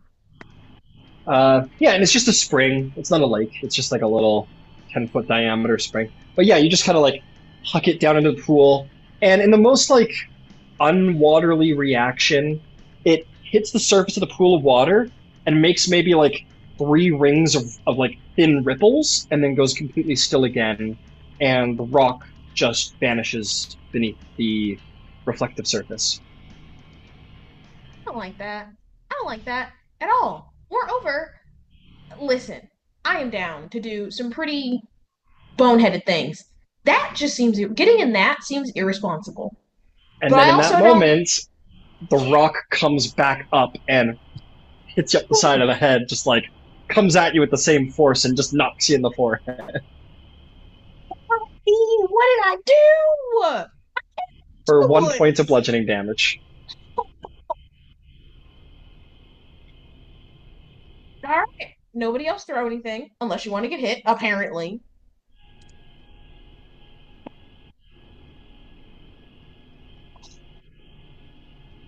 All right.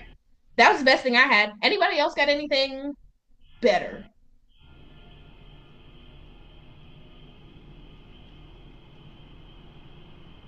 Sadly, unless you want it blown up, I can't help. Not really.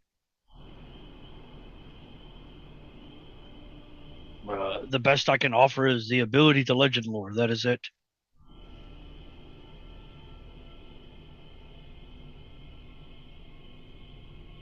Here's the thing.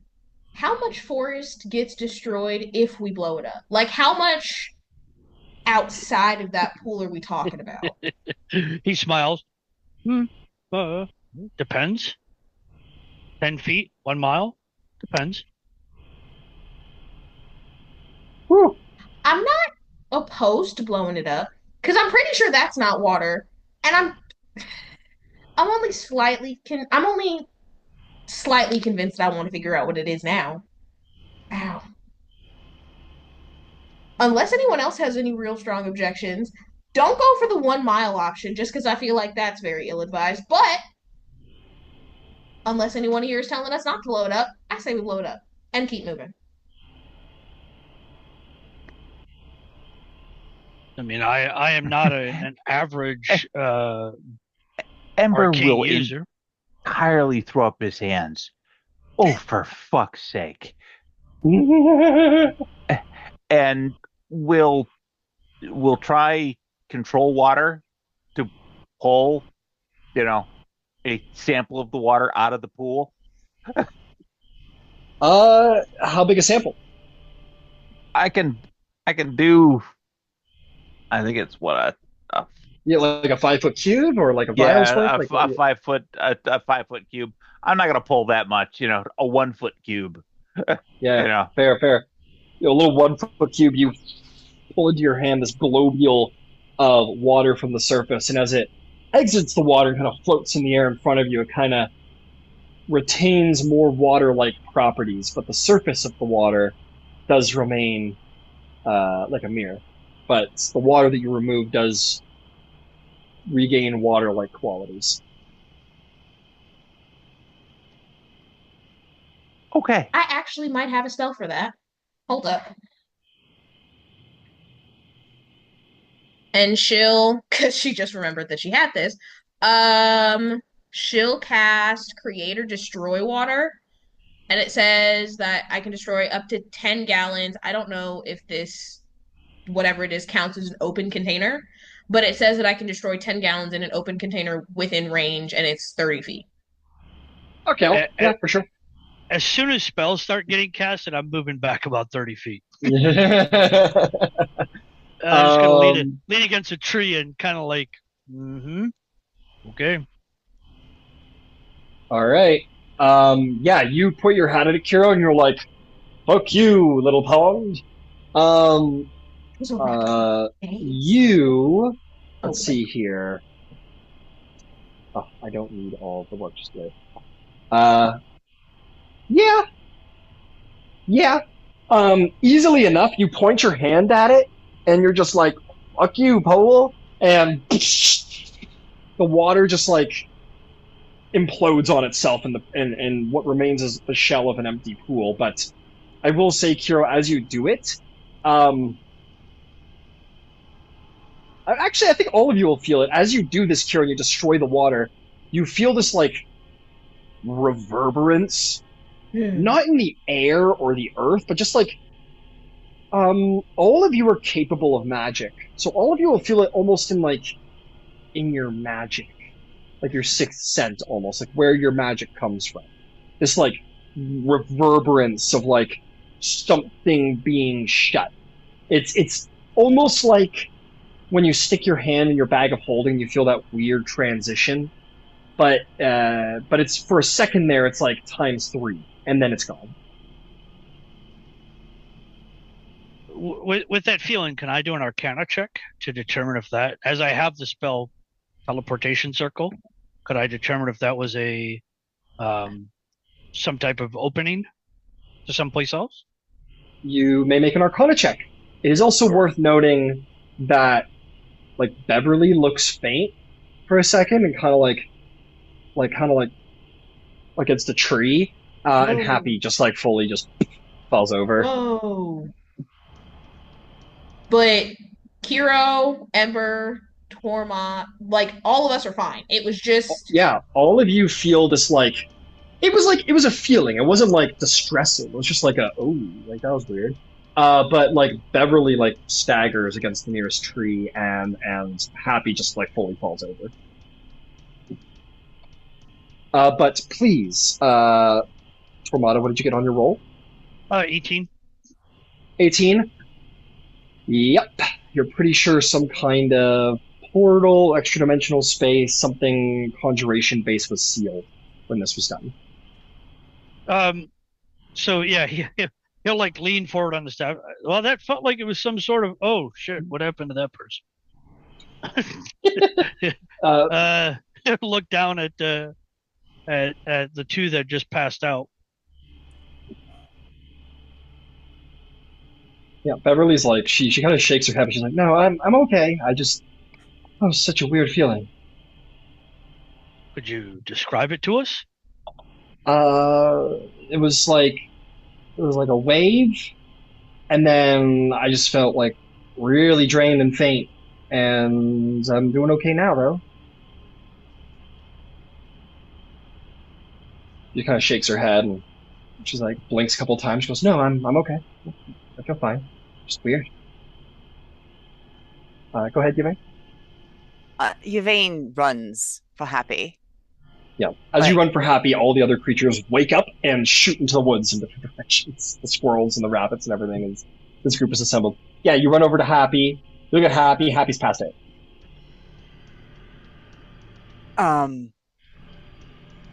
Not going to panic. Can I do a medicine check? Or an animal handling check? You could certainly do a medicine check. You can certainly try. Happy isn't. You could try a medicine check. Let's see how it goes. Yeah. It's a 10. It's a 10. He's breathing. Seems okay, but is unconscious. Inexplicably, but there's nothing.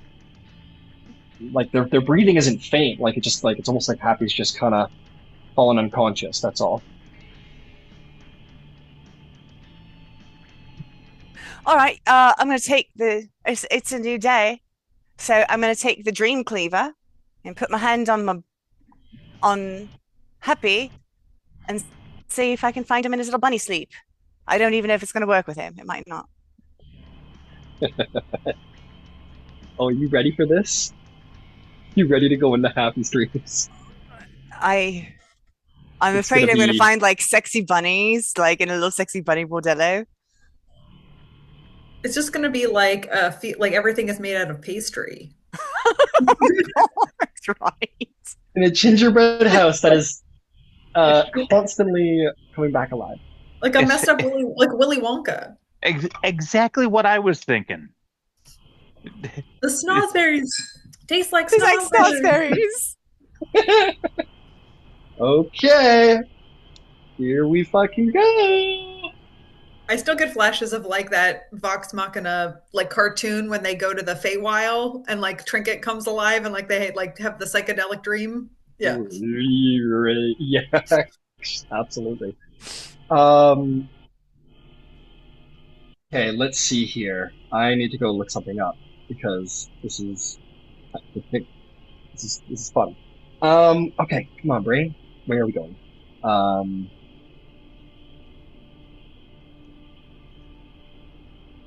Okay. No. We'll get there one day.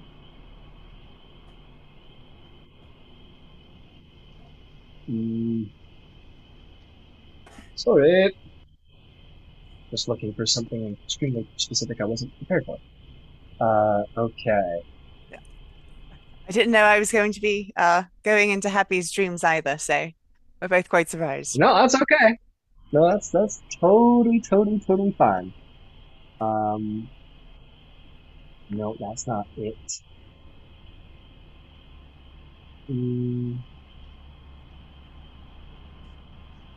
Here we are.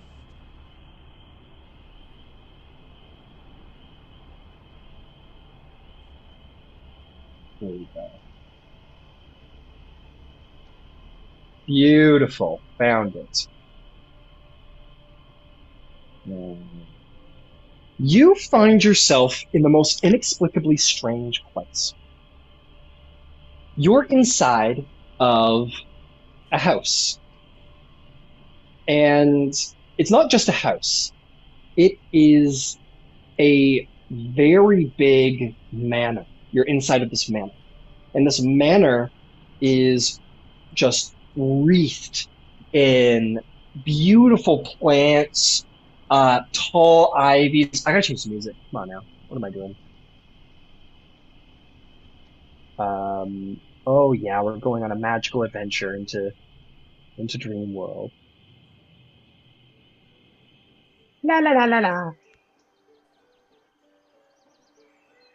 You're in this place, and this manor is a living, breathing thing. It is not just stone and upholstery.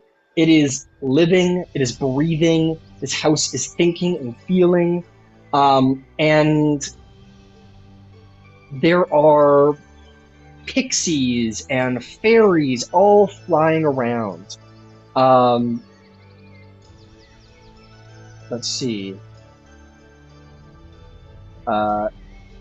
They're all floating around and flying around, and you're kind of there like, what's going on?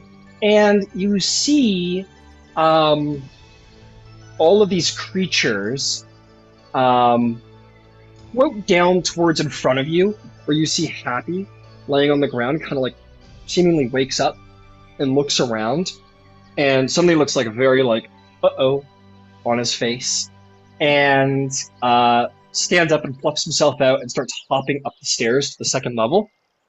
Various fairies and pixies come down, and they go, hi, Happy, where are you going so fast? But Happy moves with like, almost like frantic, like almost like, oh no, like something so like really bad has happened, and makes their way up to the top of the stairs, and you see all of these vines come together to form this like really strange, beautiful spiraling upward, made of roots and leaves. This almost like chair, perhaps even like nature throne, if you will. And Happy hops up onto the throne and sits his bum down and folds his arms and like taps his foot like he's waiting. And all the little pixies and fairies come around. They go, oh, he's coming, woohoo, woohoo! And they all sort of fly over. And you see, as they all sort of assemble, Happy blinks, and his eyes are no longer the same color as Happy's. They go black with little white irises. And he just sort of like, his fur just like folds in on itself, and there's just this washed green cloth and sort of unravels into this much larger creature until this green cloak flies back, and you see this really strange fey creature with long eyebrows, a giant bush of red hair, and a long green robe and cloak, and just sort of like pallid skin with this arcing face and long elvish ears that you haven't seen before. And he goes, oh, fuck. And he looks right at you, Yvaine. And he goes, oh, fuck.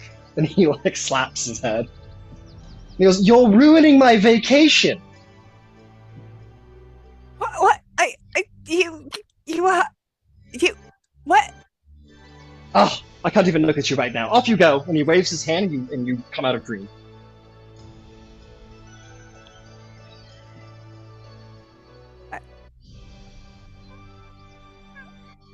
Is Happy still sleeping? Happy's still sleeping. Actually, Happy's gone. Happy's not there. Happy disappeared.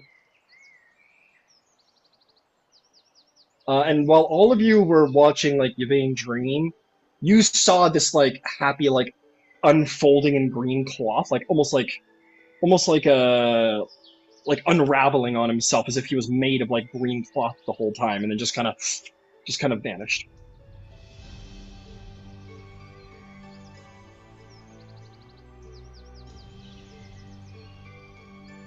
Where is he? What? You were asleep and he just I don't even know what that he turned green and then flipped in on himself and then just holy shit, did I do that? He found you before, he'll find you again. All right, yeah. So the pool's magical and it messes with fey creatures. It I actually have a different supposition. All right.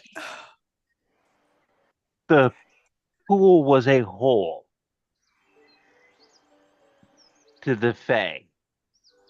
The little critters drank from it.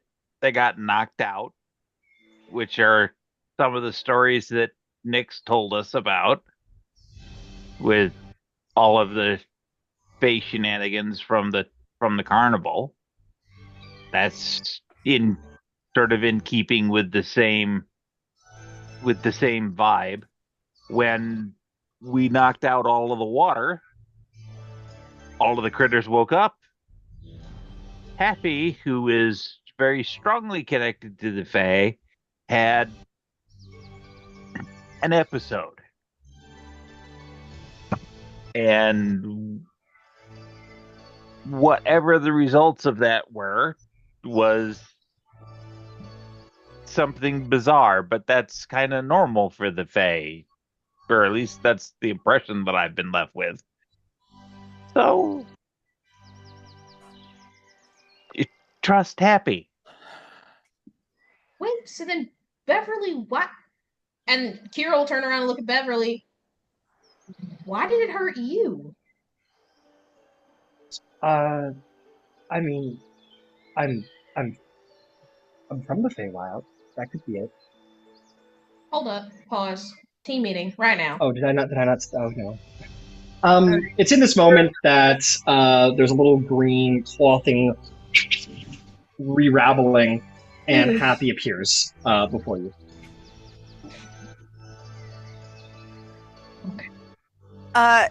Yvaine picks him up and like probably squeals and cries and just like very clearly distraught. I'm glad that he's okay and didn't know about the nasty portal and just wanted to make sure he was okay and was terrible, just babble. She's gonna Yvaine babble for a little while. Yeah, you kind of babble at it. Happy just kind of chills. Well, Happy, like, has the wry look of someone who's like, it's me, I'm back, we don't have to talk about anything that just happened. And just kind of is is like patting you, Yvaine, and once you finally put him down, he kind of starts hopping towards Trinket, like jumps on Trinket and is like kind of like miming, like, we don't need to talk about anything, let's go adventure. Beverly will look at you, Qiro, and go like, oh, did I not tell you that? I thought I told you. Did I not tell you that? No. Oh. That funny enough, that never came up in conversation before. Right now, wait a minute. Wait. So that's how you met them, or was that post? I was born in the Feywild. She kind of looks at you, Tormada, a little like you're a new person. Like I'm a changeling. You knew that though, right? Not a changeling. I'm a changeling. Sorry. Who am I to judge? We'll take you for now. But yeah, no, I'm a changeling, and I was raised in the Feywild, and I came here, and that's when I met Finch, and that's basically the origin end of it. Yeah, none of that came up. Sorry, ever. I should have. You're still you, and you're fine. Yeah. And Happy's back. Now, all those in favor of marching towards the fishing village and actually finding the weird stuff that we walked into these woods to find. All those in favor say aye. Happy puts his hand up. Thank goodness. Trinket, would you please lead us to the fishing village? And no matter what anyone else sees between now and then, knock it off the path. Do not stop following the bear. We're just gonna walk. It'll be fine. If the bear just kind of groans. Yep. That is absolutely not what we should do. Head towards the village? Absolutely. But ultimately, we are here in part for the strange and unusual. Okay, but Ember, that was strange and unusual. It needed resolution. But we're looking for the strange and unusual, and Qiro this one will kind of be like, the Parchwood Timberlands is known for the strange. Like, yes, skeleton centaurs are by far weird. These woods are weird. I'm just saying we don't pay attention to the regular Parchwood weird. We pay attention to the distinctly not Parchwood weird. And as weird as that was, and she'll just motion to the portal to the Feywild now, apparently, that kind of actually seems like Parchwood weird now. Now that I think about it. You're an expert on the difference between Parchwood weird and non-Parchwood weird? I'm not. I would contend that a portal to a different plane is very specifically not Parchwood weird, because it's a portal that goes off the plane it leaves the Parchwood.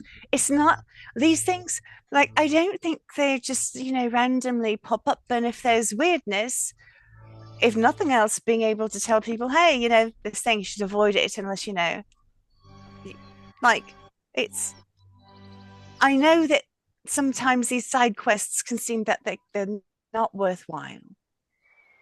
But yeah, knowing where there's a point of entry, not just from here to there, but maybe from there to here, like, it's a thing people should know, I think. And at minimum, we have made that part of the Parchwood this much safer. Sure. Because it might have not been an animal. It might have been a hunter or a logger who stopped to get a drink and also passed out. Or passed through, or, as Yvaine said, it may be a case of stuff could come through. And as cute and as wonderful as Happy is, I'm given to understand the Feywild is not all cute, fluffy bunnies.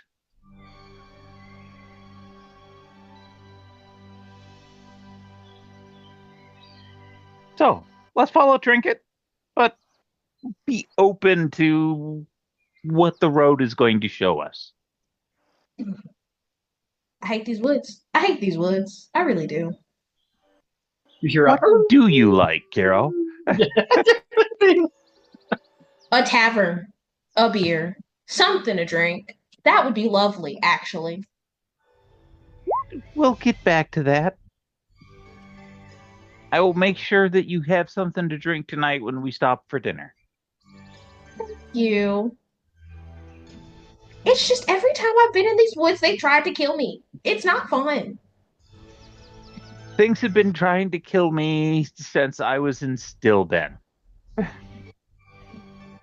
Yeah, honestly, the past year or so, things have been it's sort of what I expect now. Is it not what you expect? With as No. with as often as it happens to you, you're not sort of, Well, is I that guess sort it's of less normal for you? it's less expecting that it's gonna happen, because I mean, death is really right around the corner for all of us, and more just hoping, fingers crossed, that at some point you get to a spot where it's not every 5 seconds. Hell, we walked half a day until we found this. Let's keep going. As somebody who's not from here, don't these woods have a druid or rangers that oversee them? Oh, you mean the Pale Guard? Yeah, they're supposed to. I mean, for what it's worth, it's quite a large parcel of land, and only so many rangers and druids about. You are at least traveling with a druid. Well, yeah, I would imagine that. But we could note the location and write a description and pass it along so that they can investigate it more. Oh, yes, I have done better than that. Yeah, Ember's actually better than a druid or a ranger for that. I've seen it, and I'm a map maker. That is sufficient to the task. Sounds good. I can't do that. At which point, Ember will do a minor illusion layered up with cartography. We left here. This is where we walked. This is where the pool was.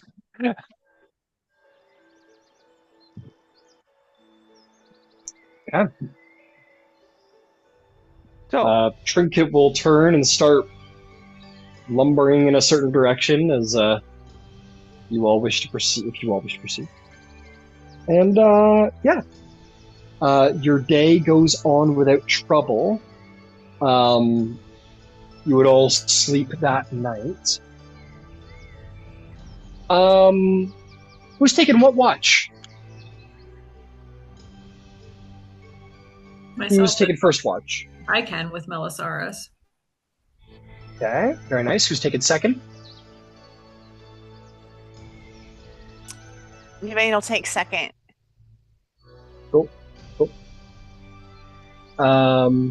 Who's taking third? Qiro can take third.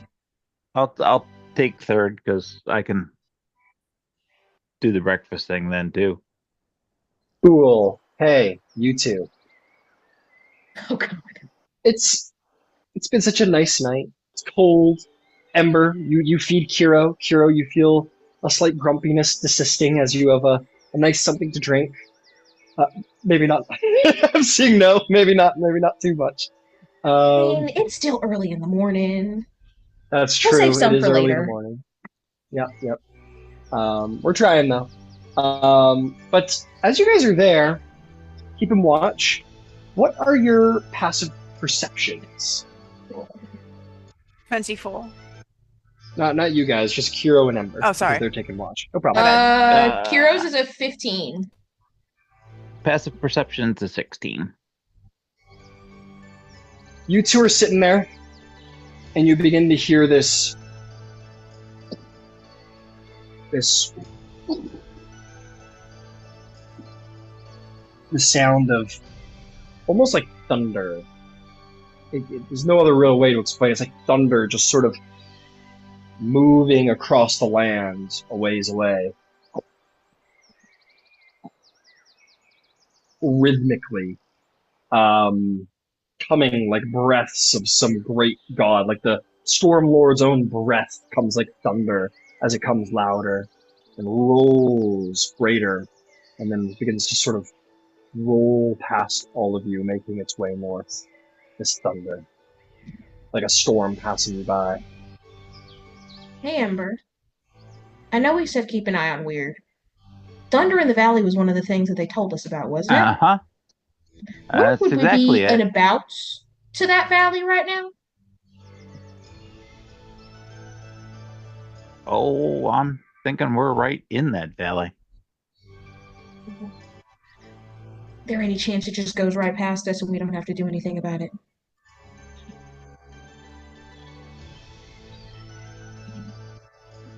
Well, it'd be good to be able to get a handle on what's causing it.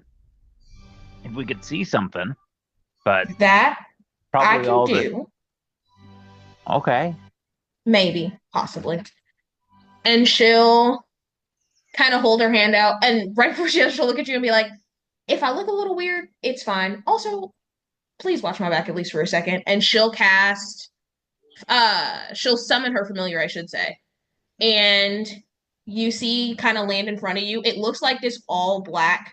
It kind of looks like a little black mass that just kind of pops up. And then you can kind of see feathers and a head and a beak and everything. It's like an all black hawk, crow, bird.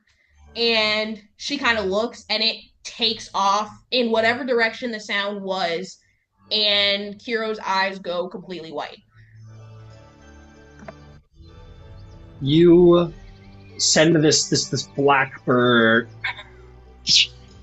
flying off into the dark. Does this bird that you've summoned have dark vision?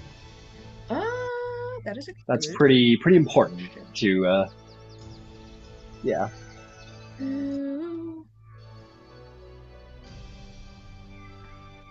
Hold up.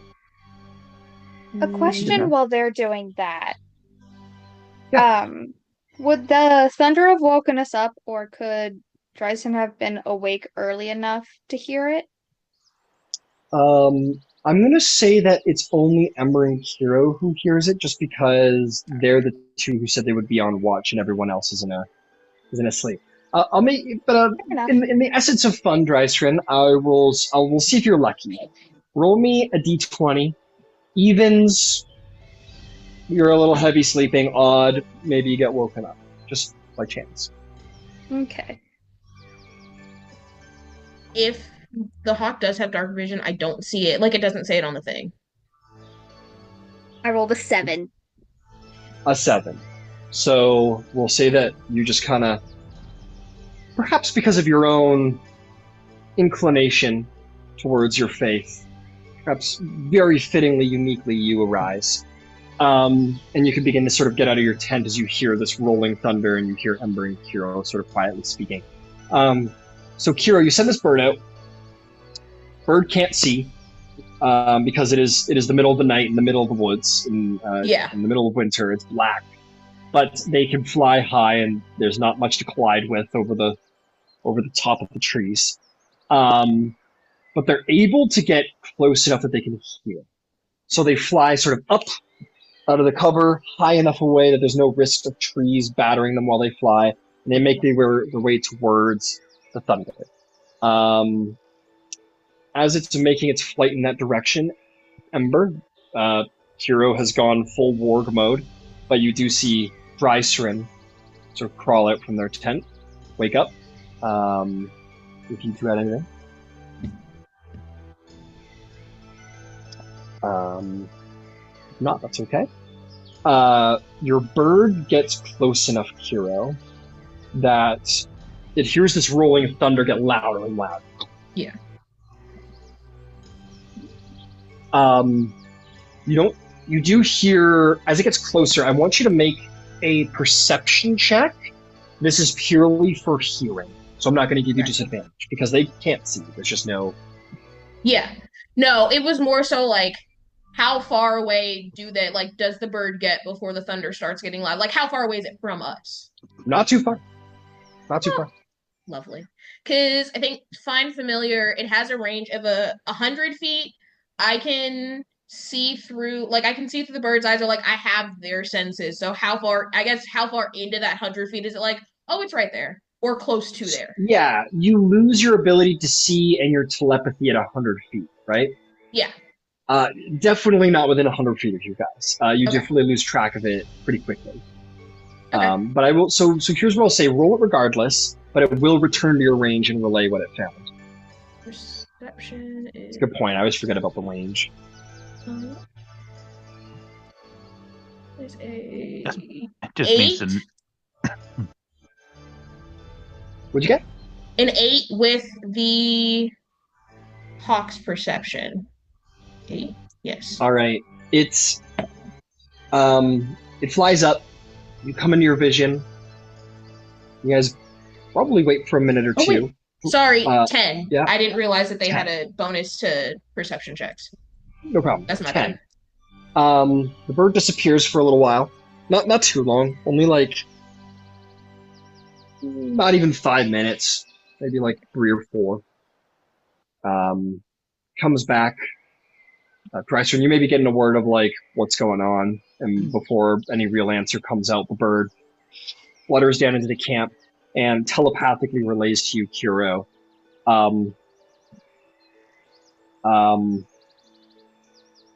The thunder is on the ground, and as it moves, the trees bow out of its way. Not break, but bow. And it also... It breathes like a very tall man, but not like the way it should. It breathes almost like out of its throat. Okay. She'll say everything back verbatim as the bird heard it, and then just kind of turn and look at Ember and say, I mean, if we're looking for strange things, thunder in the woods, that sounds like it. Breathing. How big would that thing have to be to move that many trees? Hypothetically. Qiro, can your familiar go back along the path that it just took?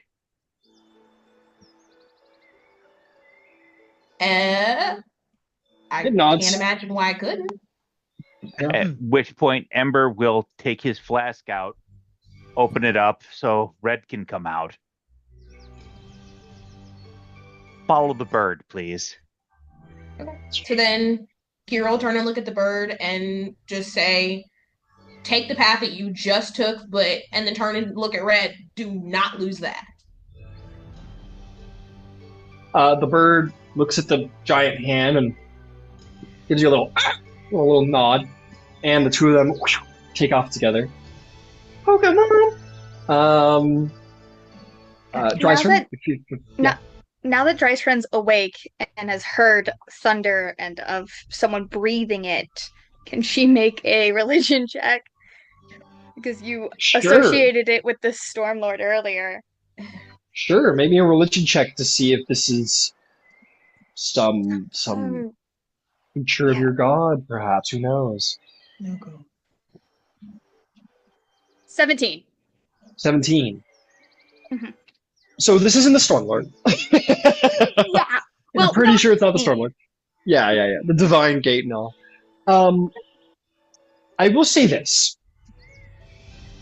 You're no seer. You're no great reader of omens, but a great part of religion is having faith that signs are being sent to you. Your god is a god of challenge. He's a god of war. He's a god of storms.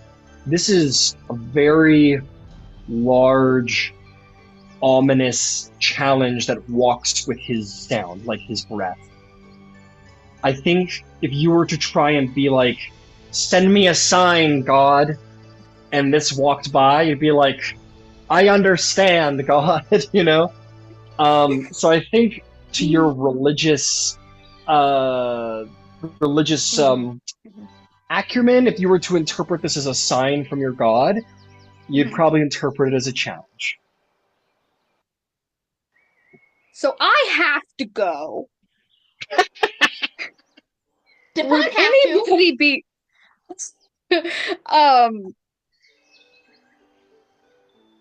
We all will. Absolutely. At which point, Ember is going to do the blind seer thing. Except for Ember's a little bit better at it. Yeah, because he's invested in red. Yeah. Like your own hand to the same plane of existence. Yeah, nice. So and Ember red has blind vision for 60 feet. Very nice. So the bird follows Red. Red is making enough sound to try and keep the bird on its toe. It also produces some heat, so the bird's keeping up. Eventually, the bird goes towards the trap, the path, and then hears the rolling thunder, which is a pretty keen, this is where to go.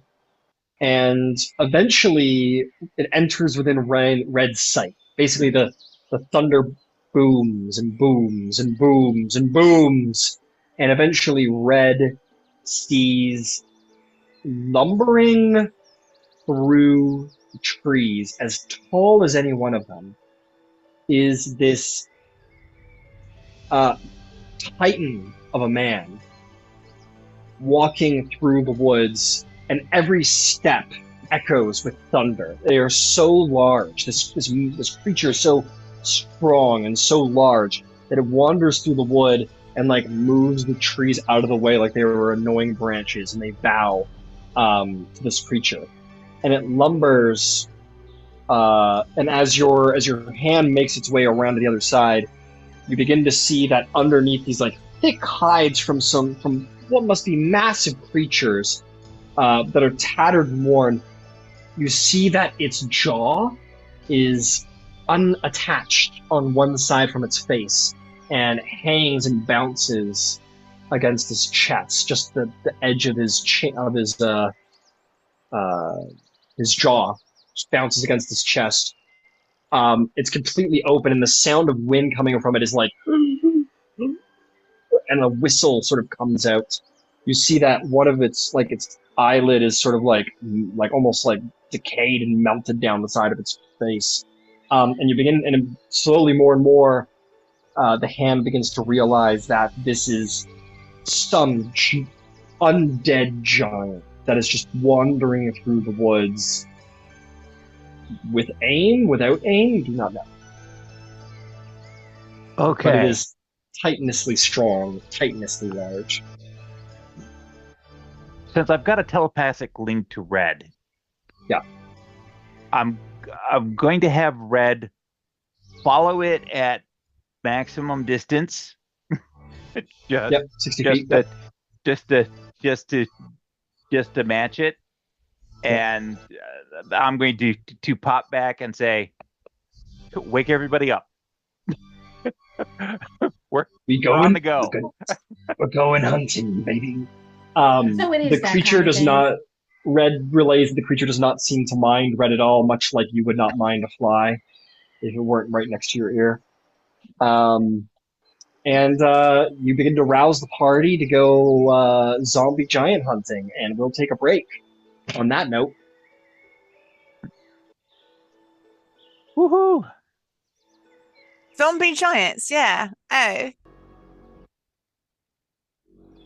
let's get down to business. Okay.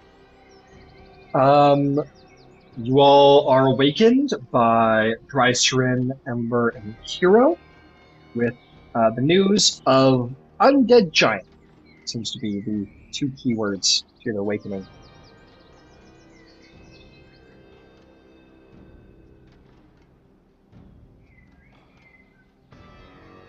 All right, let's go kill some undead shit. Bad.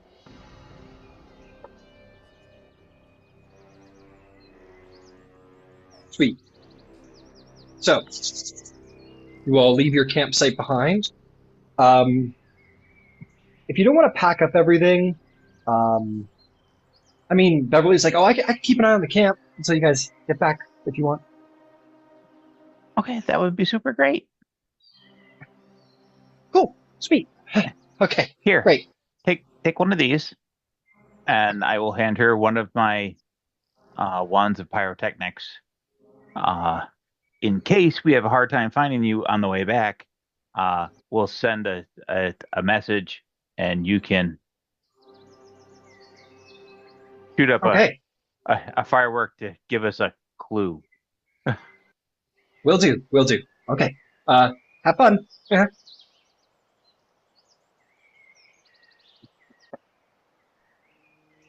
All right. We wander off.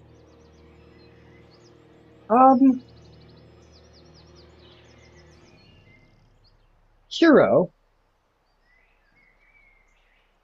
No worries. Think about it. Just because you and Beverly are a little tight lately, you can't help but notice just like when she's like, "Oh, I'll stay and keep an eye on the camp," and Ember's like, "Sure." You couldn't help but just catch it, just a hint of relief. And then you all set off into the woods. Sweet. You go making your way into the woods. It is very dark.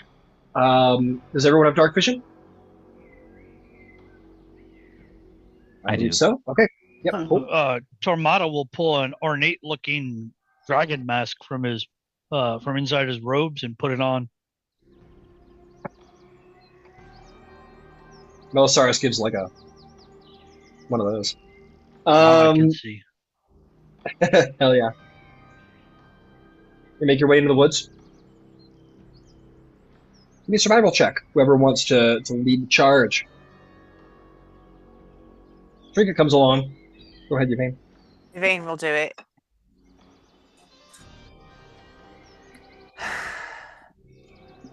Now you've been fucking around. Let's do this. I like this one better.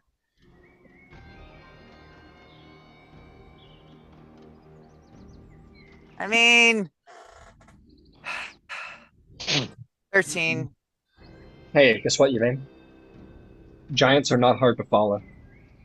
Very easy to follow. Famously easy to follow. That will be more than enough. You're good. It is dark. But you find, a large footprint. You're like, that way.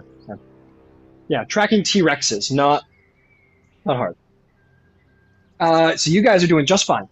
You travel until you begin to hear the sound of rolling thunder. And it does. You're like, I mean, they said it pretty aptly. It does sound like rolling thunder. But you all are skilled adventurers. And you know the difference between thunder and footsteps, whereas the commoner would not. You make your way closer and closer and closer until you probably get to about the 60-foot range, which I imagine is most of your dark vision range. And you see the 25-foot tall, just mountain of muscle that is decaying off of the bone, stomping and hurling its weight forward. And it stops. And as it stops, you can hear the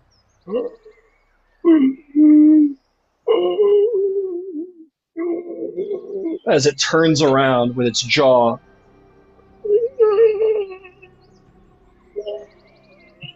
Definitely try to heal that.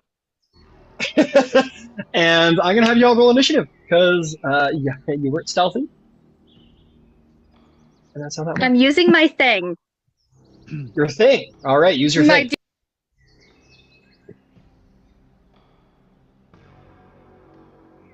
I have to ask, could we have cast a preparatory spell before we stumbled upon this thing?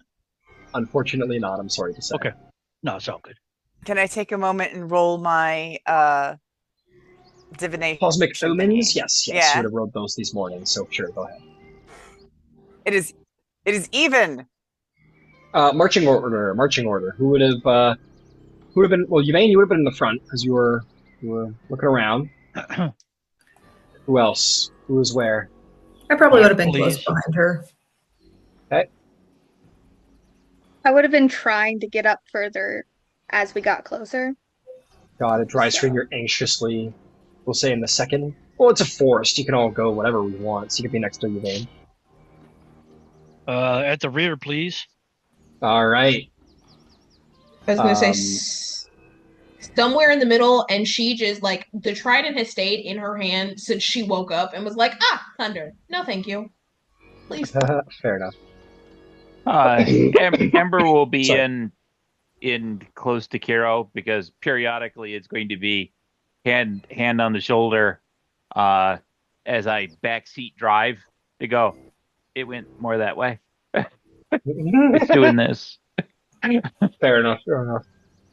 And hey, red is indeed close by, so I'll tap red in at the edge of the range here above your heads, probably.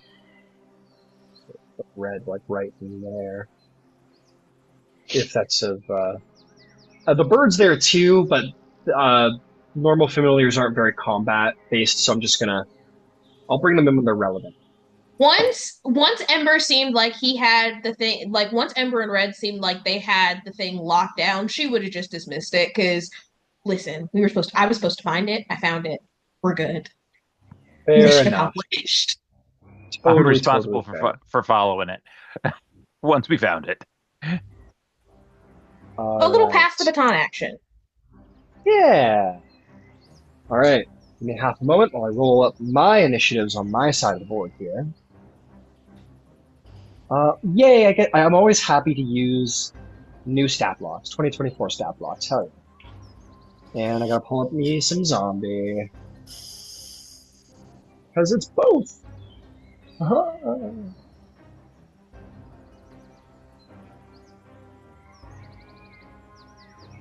Magnifique. Alright, Stone Giant. What you got?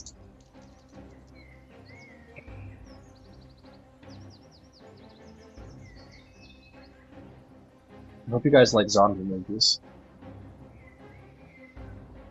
Hank, lay down. Lay down. Trinket.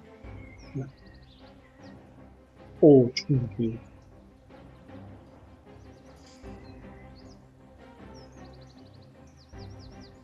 Trinket has, not a very good dex. So but still rolled good. And I think that's all on my side. A bear and a giant. Okay, who rolled a 20 plus on their initiative? 20. Excellent. you and Melisaris will be first. Who rolled a 15 plus? I did. What'd you get? 19. 19. Anyone else? Hero got a 15. 17. 17. Qiro, what'd you get, Yvaine? 15. Okay. Who rolled a... you got a 15, and Qiro got a 16. Qiro, do you want to go before or after Trinket? Your choice. Gosh. I'll go before the bear. Oh, Alright. and I got a 17. Oh, you got a... Oh, so you go before no matter what. It's all good. Okay. Okay, who rolled a 10 plus? 13. 13. You will beat the giant. And what did you get, Ember? 4. Got it, Ember. You'll be at the bottom there. All right, Finch and a guard. If there was one thing a paladin was meant to do, it was to slay undead. Will you kick us off, please? Sure will. I have an above the table question because I have never fought with this new spec before. So that's fun. When it comes to controlling Melisaris, I was reading the tooltips on D&D Beyond. Does she act as like separate from myself, or is she a part of my turn? The wording was a little confusing, and it makes it sound like I have to use my bonus action or action to control her versus her being her own entity. Let me go check your feature. Okay, I just want to make sure I was doing the right thing. No problem. In combat, the Wormling acts during your turn. It can move and use its reaction on its own. The only action it takes is the dodge action unless you take a bonus action to command it or take an action in its stat block for some other action. You can also sacrifice one of your attacks when you take the attack action to command the Wormling to take the bite and the breath weapon actions. So, yeah, you have to use your bonus action to make it do anything other than dodge or take its reaction. Got it. So I could use my bonus action to have her attack. Is that what I'm understanding? Yes. Okay. I just want to make sure I'm controlling her correctly. Okay. Absolutely. Yeah. Basically, if you use your bonus action, it gets a full-fledged turn. Got it. Okay. All right. And that can be interwoven through your turn.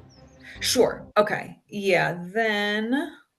All right. Think of the bonus action as you making a command, and then everything that follows can be woven in. You can, as long as you use that bonus action, then you can move. It can attack, then it can move, and you can weave it however you want. Okay. And then with that, if I choose my own attack action, I would get one attack and she would get her own attack, right? So instead of me attacking twice, she would attack once and I would attack once, right? Only if you want to, because it's basically you giving her extra.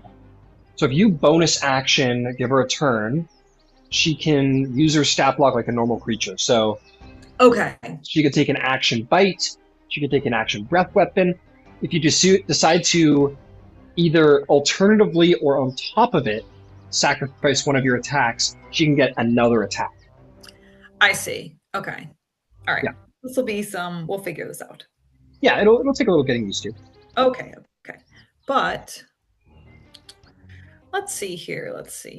What is happening here in this dark woods? What I can turn up the exposure. Yes, what can I see? That's what I'm trying to figure out. Our proximity to... you can see a big motherfucking dragon. Or, a giant, sorry. You can see a big-ass giant looking at you right in front of you. Okay. Yeah, it's nighttime. Just roll with it. Make it bright like day. Okay. Yeah, it's nighttime, but it's bright like day. You all have none of you are using light, so this is all considered dim light to you. Got it. Okay, last question, and then I'll go. Yeah, what if I want to use her as a mount in combat? Does that also how does that play in? So if you want to use her as a mount in combat, you mount her up, half your movement, bonus action, activate her for all intents and purposes. Got it. And then she could fly in with half of her movement. Use her movement. You could bonk him with one of your attacks. She can make an attack or disengage, whatever.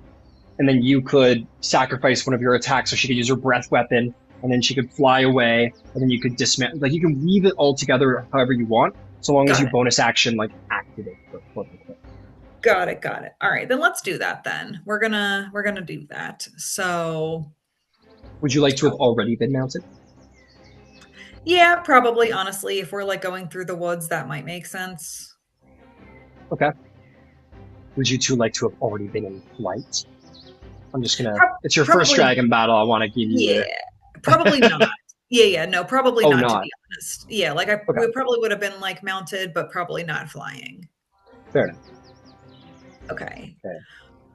Alrighty, so I'll use my bonus action then to activate her, and then we'll use her movement to get towards the giant. Alrighty, going into melee? Yes, preferably. Hell yeah. She roars a mighty dragon roar and flies straight at the giant for 40 feet. Cool. And then continues on, because that's not close enough, to 45 feet. We'll call it, it's fine. We'll call it 40 feet. So flies 40 feet straight at the giant. Cool. And then I am going to use my attack to try and hit this undead giant thing that we got going on. Give it the bonk.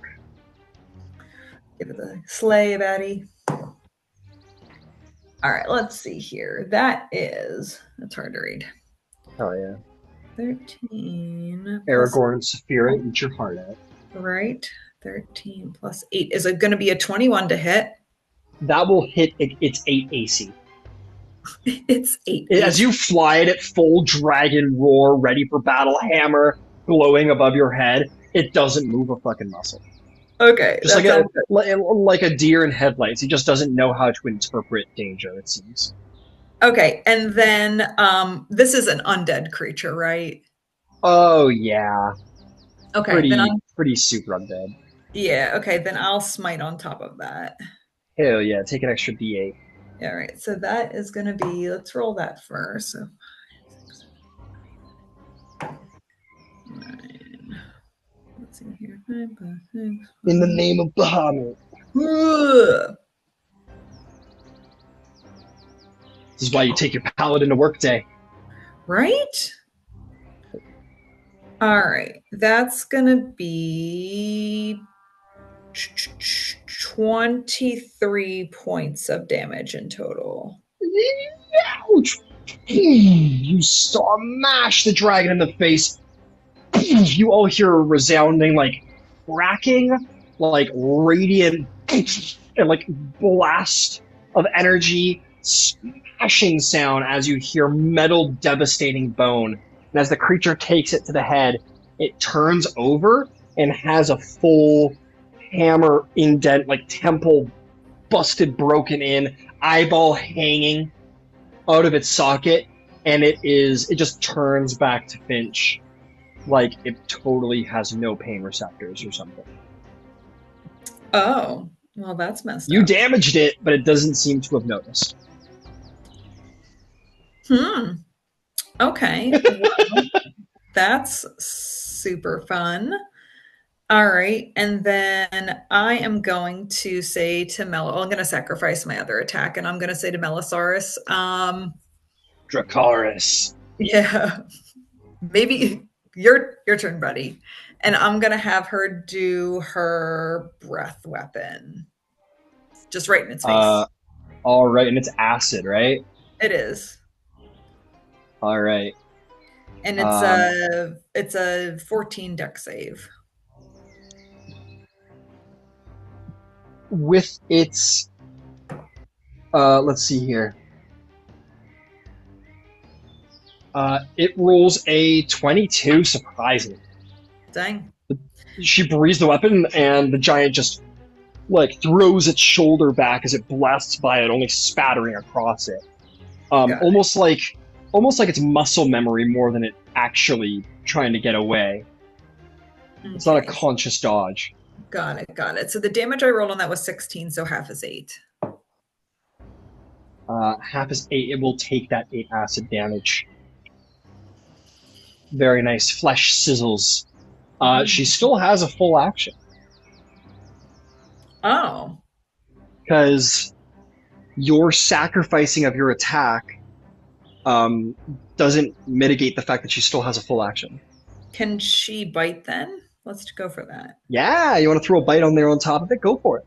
Yeah, let's do that. And that's going to be a 19 to hit. A 19 to hit. 19 definitely hits. Roll some damage. All right, let me find a random D10.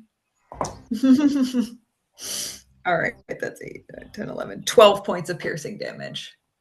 Fucking right, buddy. 12 points of damage.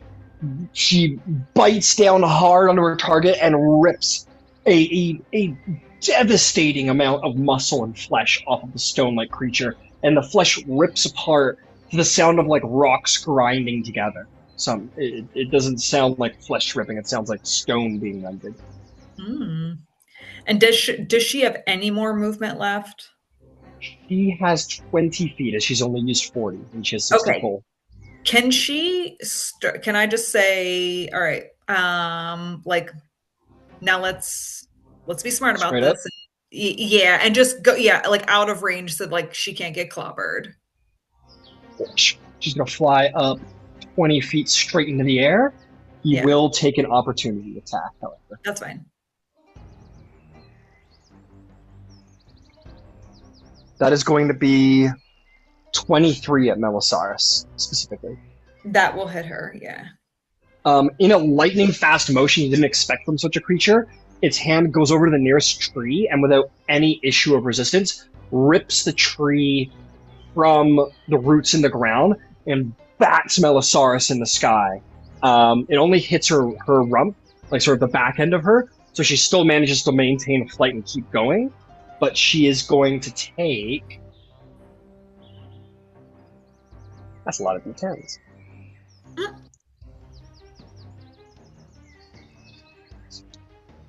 It's going to be 19 points of bludgeoning damage. Got that. Okay. You're mean!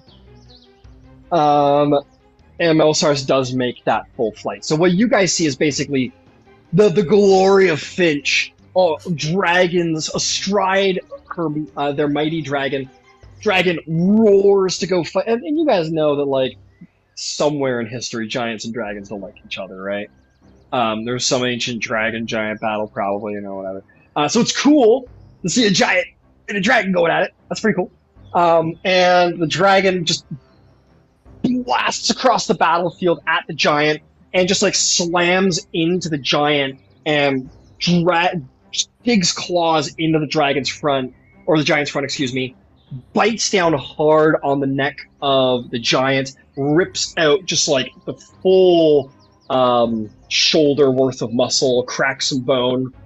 Finch bashes him in the side of the skull, light flashes, platinum light flashes. Melisaurus rears back and blasts acid right in his face, but he throws his head back, dodges it, and then Melisaurus kicks off of the giant, flying straight up, and in a lightning fast moment, the giant grabs a tree and bats Melisaurus across the back, and manages to stay in flight.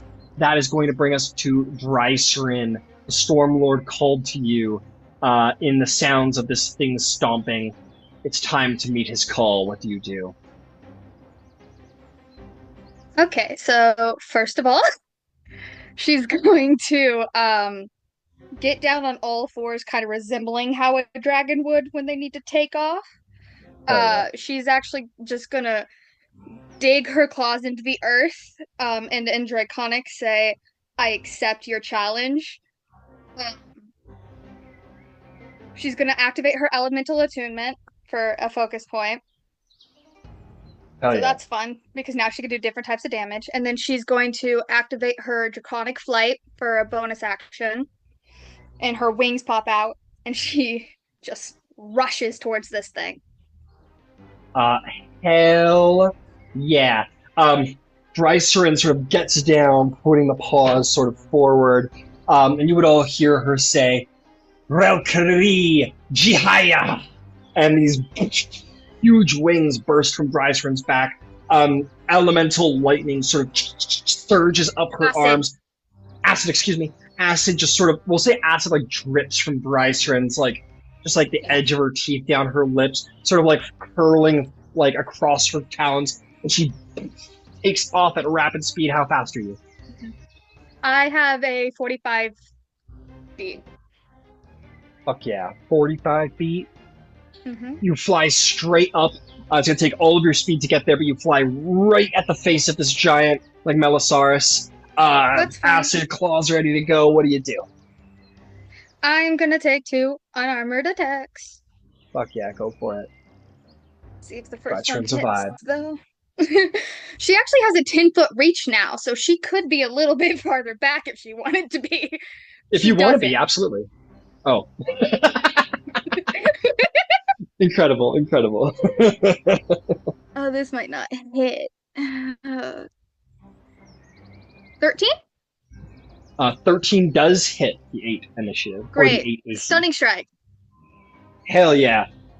A huge punch. That's insane. Despite the insane constitution of a giant, in this moment it only rolls a 10. 2 on the dice. I think hers is a 4. No, is it? I can't find it. This is. I think you got him. Great. Okay. I'll look on your behalf, but I'm more than certain that you got him. Well, okay. Anyway, well, that's great. Let's get back to her damage on that. You have a DC 14. I thought so. Okay, I wasn't wrong on that. Not the time for my computer to freeze. It's all good. Let's see. Okay. How much damage? Okay, 1d8 plus. So that's 7 damage, and then for funsies, I can also with this going, I think, breath attack. I can, instead of an attack, I can use my breath weapon. Okay. So I'm going to do. Oh yeah. It's a 15-foot cone, lightning damage, 2d10, DC 13 Dex saving throw. Hey, when you're stunned, you can't dodge very well, so that's gonna impact. Now here's the fun thing. I want to know if I can shenanigans. Oh, we haven't gotten to the fun part yet? No. So, as a cleric of Cord, right, I took the Tempest, which means I have channeled Divinity Destructive Wrath. My breath weapon is lightning damage. I can do max damage if I use a channeled Divinity. So he takes 20 lightning damage immediately. Incredible. That is fucking rad, dude. What was it? The 7 damage was acid damage. Understood. Wow. That was cool. Is there anything else before I flavor it? That's it. You guys see, so Drystrand does this crazy takeoff, right? Says, Rokri Jihaya! And then blasts off at lightning speed. I'm just gonna say, like, full, like, just your hand just, like, open, dripping with acid. You just, like, plunge the tips of your fingers just, like, into its chest. And the acid just, like, pumps into its heart, and he has this momentary, like, where he can't move. And then you, like, pull your hand back and rear back, summoning the lightning from your belly, and activate your channel divinity, where you pull forth the power of Cord himself, his raw divine power from across the plains, into your belly, and force forth as much lightning as your body can possibly handle, pouring across this creature. And a bolt of lightning just shoots through his like soul, like his pec, and just like crater of lightning damage done to him. Wild turn. Very cool, Drystrand. Very cool of you. Okay, fantastic. Qiro, time for beat that. Not even going to attempt it. That's not what we're on today. It's early. Right, so Qiro's just there with like the cup of coffee, just Trident coffee. Listen, there was breakfast. The morning was going great before this. Right. Trying to remember where we were all standing. If I'm standing in front of Ember, I don't know if he's still. I know what I'm gonna do. I'm gonna say exactly where I am for probably the first time in ever. And how far away from where I'm standing? Because my dark vision goes to 60 feet. Right. So how far away is the giant standing? I guess is. So you've got Yvaine directly in front of you and Ember at your side. The giant. Oh, we're not using that. The giant is 50 feet from you. If you wanted to get into melee, we would call that 45. If Yvaine is right in front of me, I'm gonna kind of because spell You cat. can scoot around her easily. Yeah, I was gonna say I'm gonna kind of stand right in front of them. I'm assuming that they're gonna move just in case. I'm gonna stand right in front of where Yvaine is, and then I mean the spell's 120 feet, so as long as I have line of sight, it's perfect. I You're am good, going to cast Guiding Bolt just for funsies. Very cool. Oh, sweet. Qiro gets in front of you, Yvaine. Like, stand back, I've got this. And raises her hand to the sky, and as she does so, you can all just hear the edge of hearing. Ooh, this woven howl just echoes across the Parchwood, and as it does so, it ignites light in Kiro's hand, and she throws it forward for how much? Oh gosh, I don't think I've ever rolled this many dice before. Oh gosh, give me 2 seconds. You were just so enthralled with my action telling. You forgot to roll. 6, 12. 12 plus 6 is 18. Oh, easy hit. Plus Go ahead and roll 5. damage. Wait, 18 plus 5 is 23. Yeah, 23. You have advantage. 23 points. Oh, hold up. Crit fish. Just in case. Hell yeah. No, the second one was lower. So 23 points of damage, and the next person that goes to hit it has advantage. Hell yeah! It as the bolt of like pure moonlight strikes it, the creature just begins to glow brightly with the light of the moon, and it is a precise, easy target. If it wasn't already. I mean, Led Zeppelin. Actually, can I see? Because I know Melisars flew away. Can I see Melisars from where I'm standing? You can. You can see Melisaurus just sort of flapping, has just kind of reached a peak just above the giant. Yeah, you can see her. Just because, I mean, getting hit with a tree isn't ever really fun. I have a healing light, expend healing because of my Warlock Pact, so I'm gonna use that to heal Melisaurus just because they're the only ones that have gotten hit at this point. I can do 3 at a time. So Finch, Melisaurus gets back. 6, 5 is 11. Yeah, Melisaurus 12, is the only one that's been 12 damaged. hit points. 12 hit points, that's great. Melisaurus is feeling a lot better with 12 hit points, Finch. That action, bonus action. Yep, that's everything. Very nice. Very, very nice. Well done, Qiro. That'll bring us to Trinket. Prepare for death. Trinket is going to go and is going to just start barreling. Sorry, I'm so sorry, guys. It's going to start running forward. That's 40 feet right there. And as Trinket gets there, he's going to jump through the air, and he's going to curl his body into a ball, and he's going to roll across the ground like a bowling ball right at the giant.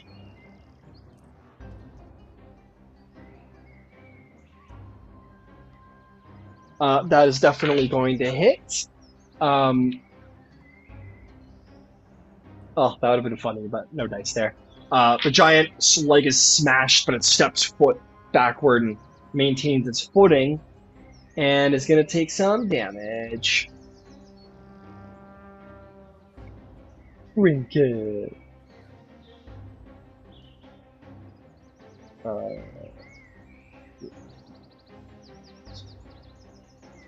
Oh, Trinket, how strong are you? Pretty fucking strong, apparently. That's going to be 17 points of damage. And that's Trinket's turn. Way to go, Trinket. All right, Yvaine. It's your turn. This guy's getting beat up pretty bad. What do you do? All right, so am I currently within 60 feet of it? You are. All right. Excellent. Yeah, all of you stopped at the point where all of you could see. So if I'm understanding the way grasping vine works, I can position the vine anywhere within 60 feet of me, so long as it's within 30 feet of it. Is that what I'm understanding? As I'm reading, like anywhere within 60 feet of you, but it has a 30-foot range, right? Right. So like I can be 60 feet away from it, and the vine can be 30 feet away from it. Yeah. To be effective, Cool. I suppose. Yeah. Yeah. All right. And it's got that little. It pulls towards it. Yeah. Is that correct? I'll go look up the spell. Hang on. Because then, I believe I have looked at. Well, no, I believe it does. It's just why I'm saying. And if the thing is huge or smaller, I can grapple it. Amazing.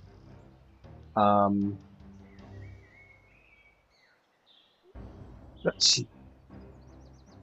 It's not on your sheet. Grasping vine, yeah. Oh, so there's one that says Yvaine 24. And so remember, I was the one, and then I changed over. So this is the one that's the 2024 release and not the 2014. Understood. I'll update that soon. In the meantime, I'll go look up the spell. Grasping vine. Okay. You can conjure it anywhere within 60 feet of you. Lasts for the duration as a bonus action. Make a melee attack against any creature within 30 feet of the vine. On a hit, 4d8 bludgeoning damage, pulled 30 feet towards the vine. If it's huge or smaller, it's grappled. So, yeah. Cool. You can drag it where you want to drag it. All right, yeah. So that is what I want to do. If I can. So where do you want to put it? So I believe, like from where it is now, if you were to move it up kind of towards the same plane, but then over screen left. You want it like up in the forest, away from the water? Yeah, okay. Like that? Kind of something like that?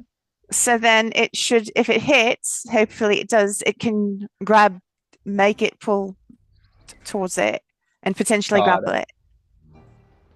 Got it. Let me just make sure it's within that 30. You can push it back 5 feet. Cool. You're just at the edge of 30 feet of it. Perfect. Sweet. All right, go ahead and make me a spell attack. All right. Nice. All right. So, 17, 18. That's a 28 to hit. 28 will hit. Go ahead and roll damage. Excellent. Do you want to pull it the full 30 towards the vine? I would, please. All right, and so you do. Do I get attack of opportunity? Unfortunately, when a creature is being forced out of its space, you can't take an opportunity. Sorry to say. and that is 14 damage. And now it has to roll a Dex save versus DC 19. Well, or it's when you're stunned. stunned, you will fail those automatically. Oh, so all right. So now it's grappled to 2. Got it. It's all bound up. All right. Is there anything else you would like to do? You have a full action still, I believe. I do actually have a full action, and if I recall correctly, I have a cantrip for that. Sure. I have Starry Wisp, which is radiant damage. Hell yeah, go for it. Huzzah. Yeah, so 16, 26 to hit. 26 will hit. Roll some damage. That is 19 radiant damage. Very nice. That big guy is on death's, more death's door? He's really hurt, is the point. Really, really, really hurt. More than bloodied, for sure. Well done. Is there anything else you'd like to do? Oh no, I think I'm good now. Okay, guys, you've been bullying them plenty. Tormada, you step up. It's your time to shine. What do you do? Nothing amazing, that's for sure. No? No. Okay. I was going to, but y'all are beating it up too much, so I'll leave it alone. Hey, what's a little overkill? What's a little overkill? Yeah. The problem is I don't know about the grasping vine, so I don't know if I could damage it or not. So that eliminates me fireballing the crap out of it. You could fireball its head. Yeah, I could. So we're gonna do. I hadn't planned on this, but seeing as how y'all are, doing cool things, I want to do cool things. So anybody who's near him sees him throw up his robes, and he's completely covered from his from his neck down. He's got like a vest on, and these reddish, goldish, little scales that seem to reflect the light as the heat around him intensifies. And he mumbles the words "Dakar Sakata," and in doing so, I will quicken Fireball to a bonus action. Ooh, all right. I am also going to make all 3 people that are within range resistant. 1, 2, 3, 4. 4. Yeah, there's 4 of them. Resistant thanks to my careful sculpt. All right. And well, good news is that you're. Just as really quick, a good news is that, well, if you don't want to destroy the trees, yeah, you can help your friends or whatever you want to do. Well, I want to shock the shit out of them by letting them think a fireball just exploded on them. Fair enough. And we're gonna cast 5th level fireball. Oh, all those 1s and 2s become 2s. Let me double check. We'll hold off on your careful spell because you can position it in such a way that it doesn't hurt anybody. Oh yeah, I'm just blasting it right in the middle of them. I'm not worried about that. Okay, sure. But I think careful allows me to. Yeah, that does that. Yeah, if you're hitting it, there's really nobody in range. Like, you can put them intentionally in range if you want, but they're like far out of range for you. I just want to scare the crap out of them. Yeah, fair. It'll be close fire though. Fear not. It's close. All right, so 2, 4, 6. Because all the 1s become 2s, so 2, 4, 6, 8. So 1, 2, 3, 4. So it's going to be 31 points of fire damage. How do you want to kill the giant? Oh wait, hold up. Wait a minute. I need to check something because it's a big bad undead guy. He might survive the actual blast.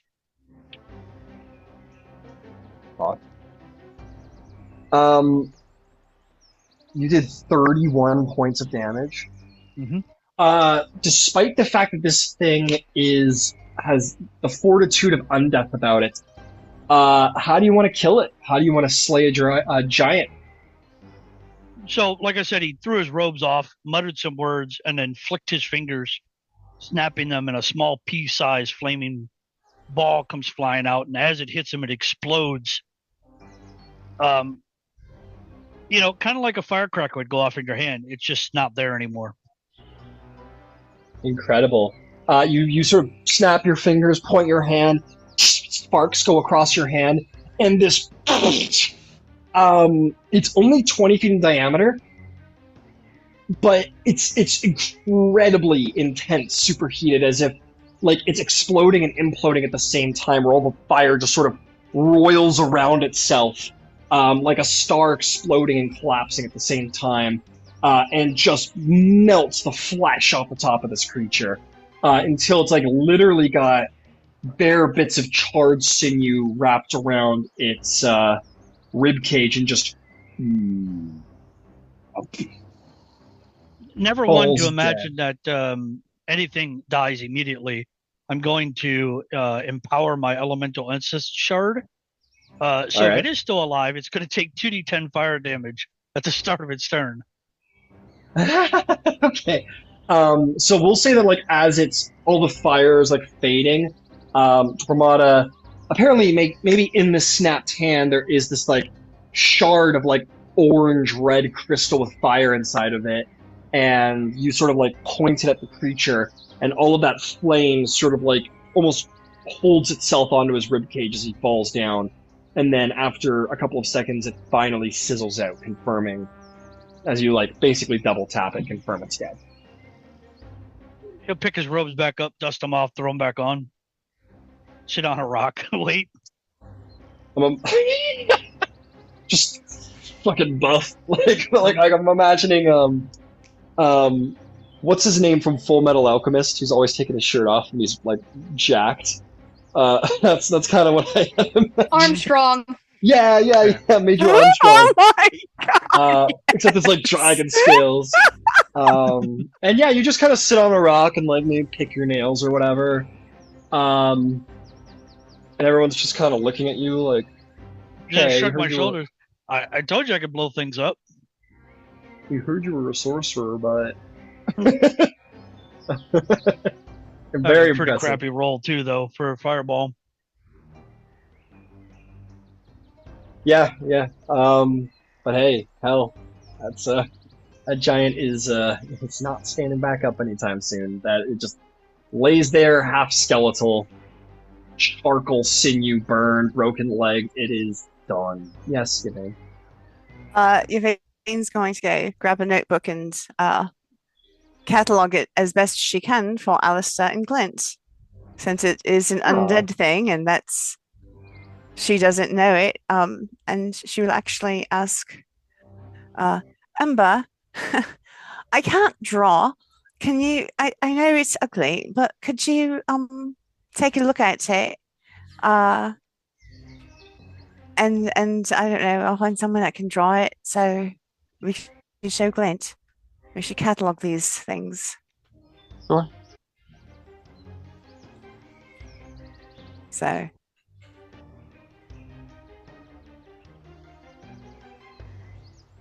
Fair enough.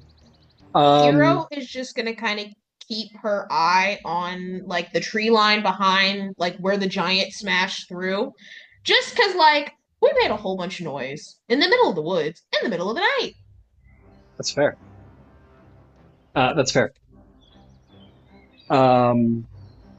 You are, however, fortunate to note that nothing comes your way. Most creatures, like 99% of creatures, run away when bombs go off in the forest, and weaponized moonlight and like godly lightning, dragon breath, and so on and so forth is. Most creatures are like, yep, nope. But Going that over that 1% way. does keep us employed. That 1% does keep you employed. That is a very good way.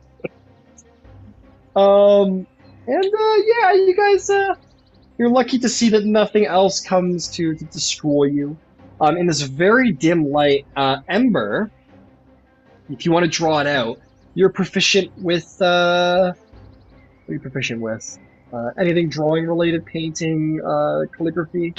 Just cartographer's tools, but I've got keen mind and minor illusion. That's the Okay. Go ahead and make a, let's call it, what skill do you think Ember is using at the forefront of his drawing powers? probably performance. Yeah. Okay. I'm gonna say maybe a disadvantaged performance, just because it's so dark and it's hard to see the dead creature. Well, if it'll let me mitigate it any, I'll have Red come down and I'll use Red's eyes because he sees in the dark. If I see Sure. you guys writing and drawing, I'll just cast light on the end of my staff Beautiful. and walk up. Little light, blind sight, all of it helps. Yeah, just go ahead and make a straight roll then, Ember. 12. Well, it's yes, Yvaine. Oh, no, go ahead. It's a good drawing, Ember. You make a good drawing. It relays the points. It is what it is. It's not like perfectly anatomically correct or anything, but it is a fine visual description of what you thought.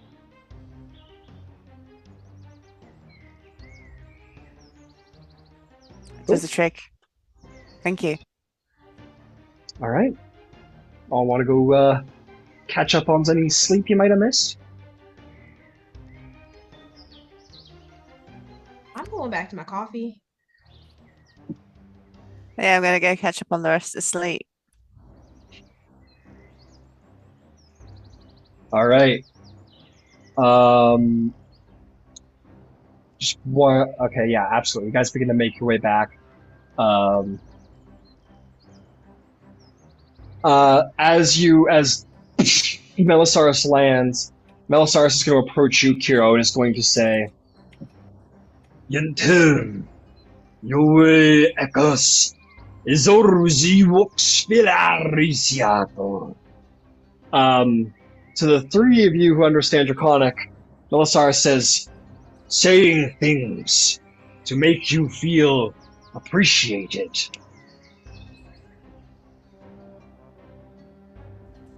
And then kind of like bows the head at you, Qiro, as if to say thank you for healing me. Qiro will kind of just bow her head back, and then while her head is bowed, is just gonna kind of look out of the corner of her eye. There are 3 people in this party of the speech Draconic. One of them has to be standing right there. Well, Finch is the closest. I think Finch, Melisaurus looks taken aback that Qiro has done this, and then cranes its head back and looks at you, Finch. It doesn't gesture, but you can see that look of don't out me here, dude.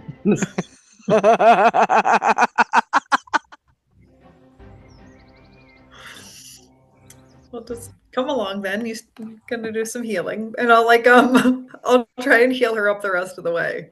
Yeah, you do so. Yeah, Finch apparently just walks away with Melisaurus. Don't worry about it. Oh my god, that's funny. I'll take it. I'll just take it as a thank you and move on. That's exactly what it was, Tormada says. Perfect. You did a great job. I think I'm finally starting to learn Draconic.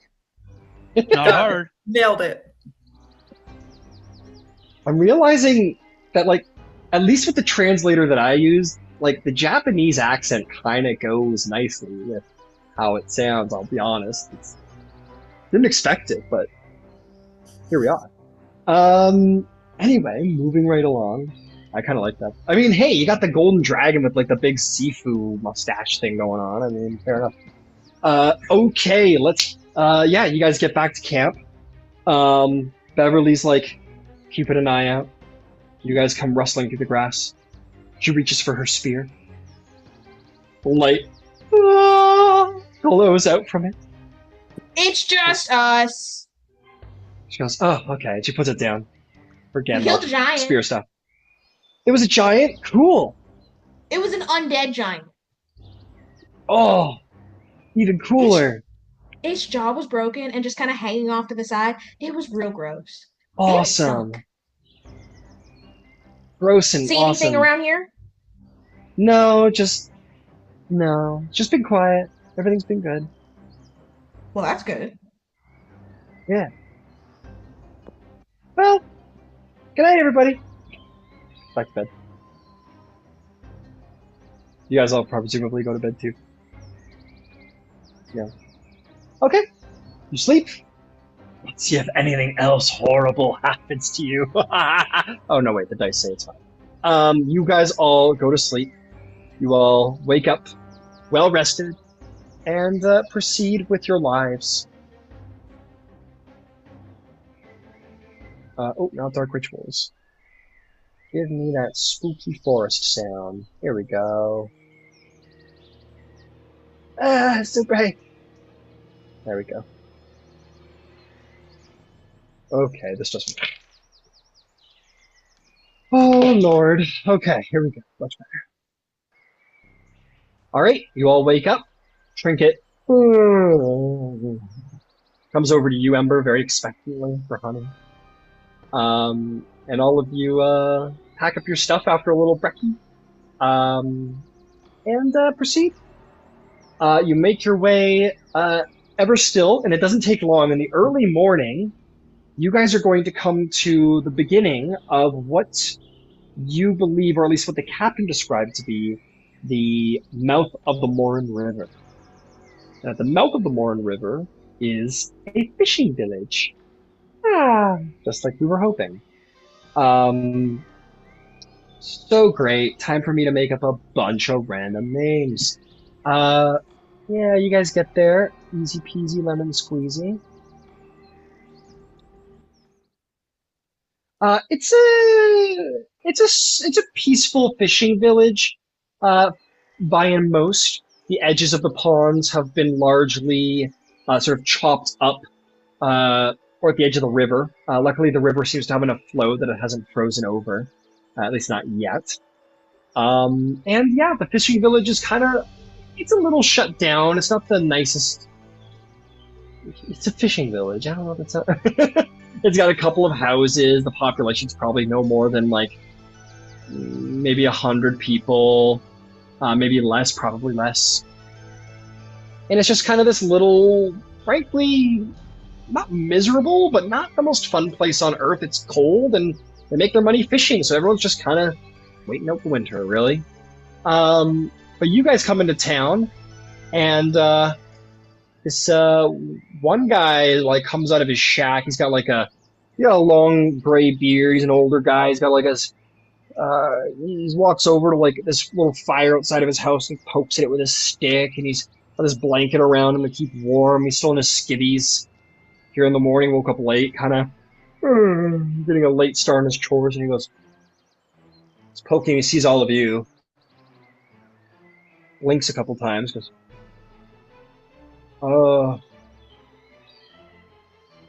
he looks around, kind of goes, oh, I must be dreaming, and he goes back inside. And closes the door behind him. But a couple of other people, some kids are running around, playing snowball fights. This one woman is sweeping her thing, and you're getting strange looks from everybody. As, a dragon, an armored grizzly bear, amongst the many other things that you are, comes walking into town. Yeah, what would you like to do with yourselves here in this little town? I'm gonna start asking questions about the past champion or past Chord worshiper that supposedly came through here. Understood. Okay, you approach this old woman. She goes, "My lord, you're so strong looking. My goodness, a dragon bone. Goodness me. Oh, what can I do for you, my lord?"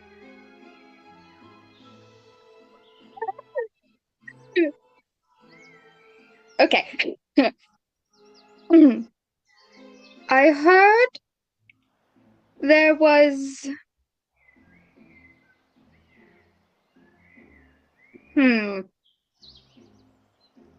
Wow. Somebody of the face of Chord had recently come through. I'm hoping to find them.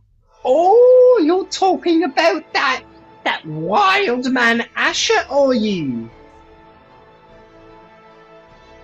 Good to know his name. Yeah, you guys would have known his name was Asher. I believe you were told Did that. It was a while ago. It's all good. Yes. He goes, oh yeah, the Forester Asher, you're a ranger type. Yeah, real surly, grizzled, strong young man you was, yes. He came through here, and he was, he was looking mighty well for himself. And he was asking around, and we told him about, well, we have this, he was asking about a bear, you see. He was asking about this white-furred bear he wanted to hunt for some reason. And we told him that there are stories in the mountains that there is such a bear that wanders around them parts, but no one here is a hunter good enough to hunt a bear like that. What's a Trinket? Was mine. You have a pet grizzly bear? Do you think you're Vexalia or something? He's not my bear. Well, he seems to be traveling with you, if you don't mind my saying, sir. My lord, excuse me, my lord. Technically speaking, we're traveling with him. Oh, and that is who are you, Vexalia's sir? Trinket. She puts her hand up to you, Ember, and she goes, who are you, sir?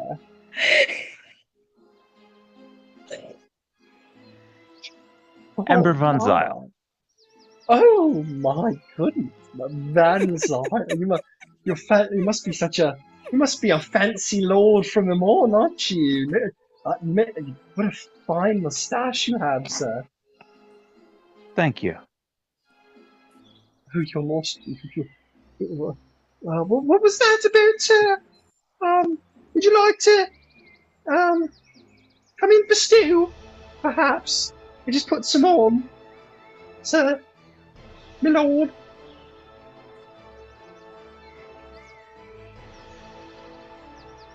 I don't think that would be necessary. We're kind of concerned about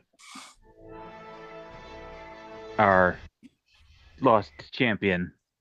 So he's so sweet. All right. He's been expected and he's overdue. Oh goodness! Well, you must be very brave. And my goodness. Yes. No. I let me tell you a little bit more. Yes. He said that he would take care of our bear problem.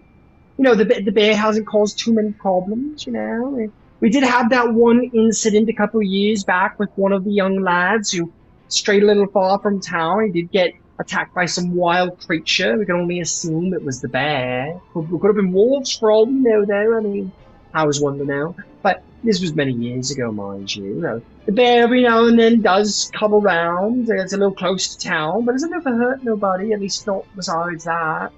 And, yes, about Mr. Asher took off, chasing off after the bear. He did. Yes, that was about, maybe a fortnight ago. That's 2 weeks, by the way.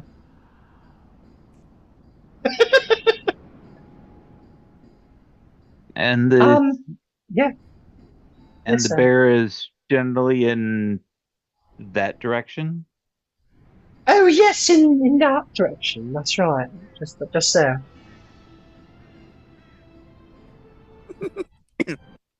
Is that a dragon? You'll have to forgive me, my lord. I'm just so curious. I don't get strangers a lot, and we rarely, if ever, have gotten dragons. For funsies, can I insight check? Yeah, sure.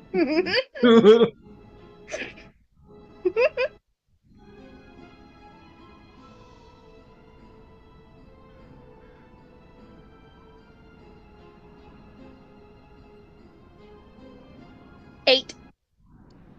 8? Two things are apparent that you're pretty sure of. You know, you had to take a swing at it. The town probably most certainly has never had dragons before. And the other is that she'd probably take any one of you to bed. easily. Like, it would not be any stretch of the imagination.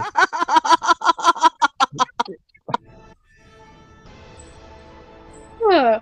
It would not take much, Mm. if anything.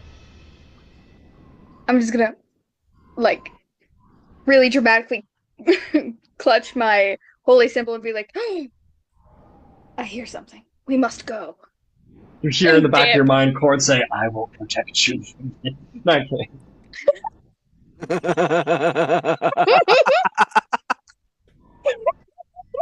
As You fear this challenge! No, I'm kidding.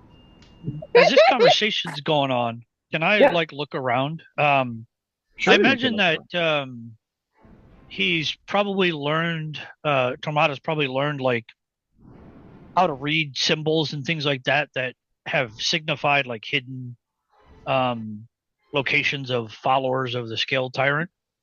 Oh, okay, cool.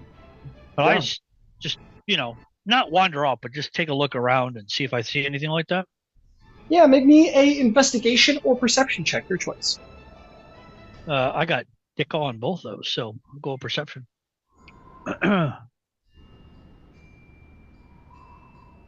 18.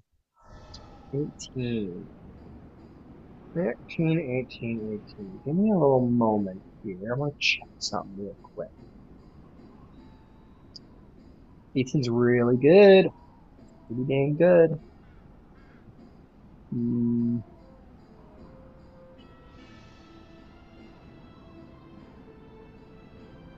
Cool. Cool. No, unfortunately not. You do not find any marks that do relate to the Scaled Tyrant, unfortunately. That's good. Yeah, it's pretty good. We don't have to burn this village to the ground. Not like last time. No, I'm kidding. Yeah, no, you don't find any markers or symbols that would make you think that there are evil dragon cults around.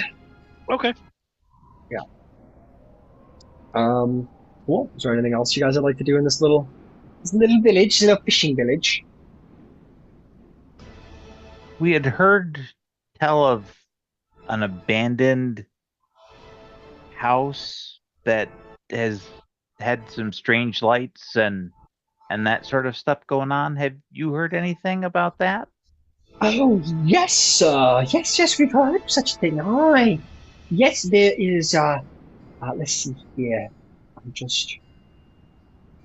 Oh, yes. Yes, down the road, actually. We have another village. It's not far away. It's only about a half a day's travel down the road, downriver. There has been some, suspicious forces, down, down the mooring. There was this, one cottage specifically. They say, see light. Some of the children who shouldn't be wandering out so late after dark, but, well, children. They've been seeing lights, you see, coming from all the homes down there. Who knows what's going on? Could be, cold spirits of winter. It could be, ghosts. Ghosts, you see? We don't love ghosts around here, none, no, sir. But, nobody's been down at that village since, autumn fell. Those villagers usually make their way back up to, Whitestone, they do, once, the fishing season's ended, for warmth and comfort in the city. But, we stick around, and there's some, bad things going on down there, surely. No one likes lights in the night, not inside of places, to be sure. I greatly appreciate your information and your kind attempt to get us pointed in the right direction. Thank you ever so much. Oh, you're most welcome, sir. You come back anytime you like.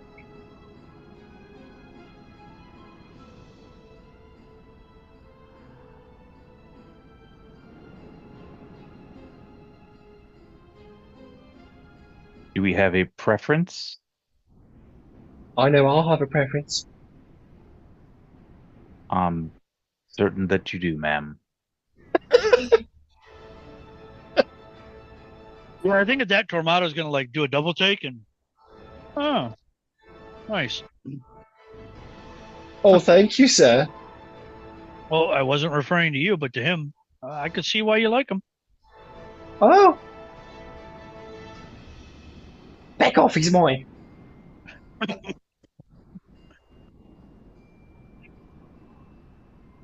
The abandoned village is closer? Yes, no? That's my impression. Start with that then? That seems a reasonable. We've come up with lights. People are following lights. We've come up with this phenomenon once before. Right, and it was in connection with more undead shit.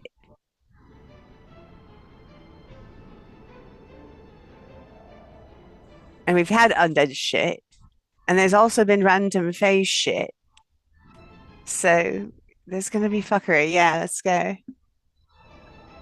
I say the undead seem closer. We have a clearer idea of what they are.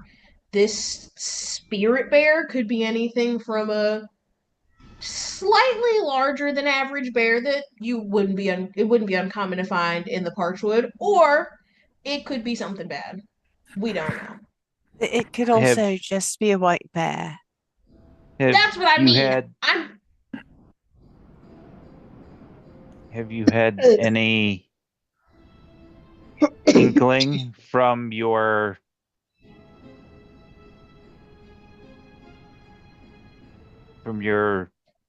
wolf companion, Qiro? Oh, how much I wish that he would tell me or give me any idea of what direction to go in, but no, he has been quiet as a mouse. You called out to him? No, I haven't howled into the woods lately, and I don't really have another way of contacting him per se. He just always kind of shows up after I've been in the woods for a while. And now that I think about it, it's actually kind of concerning that I haven't seen him before now. Beverly says, baby, I'm telling you should try howling.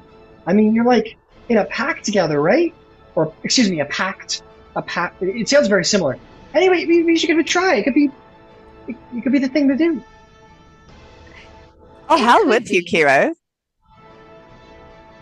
Fine. Not in the middle of the village of people, though. For more than one reason. Yes, let's not scare the children. Sure. Yep, the children. Will not scare the children.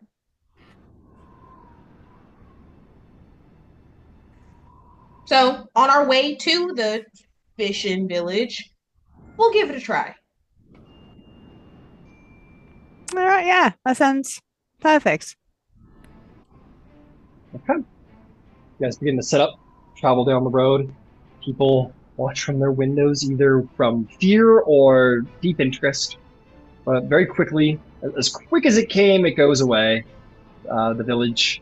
And you continue on down the road, leaving behind Lauren River Run, as the sign outside of it says. Seems to be what it's called. I'll ease up next to Finch and be like, I didn't see any signs of the scaled one. That must be a good sign, yes? I think so. I'll take whatever positive omens we can get.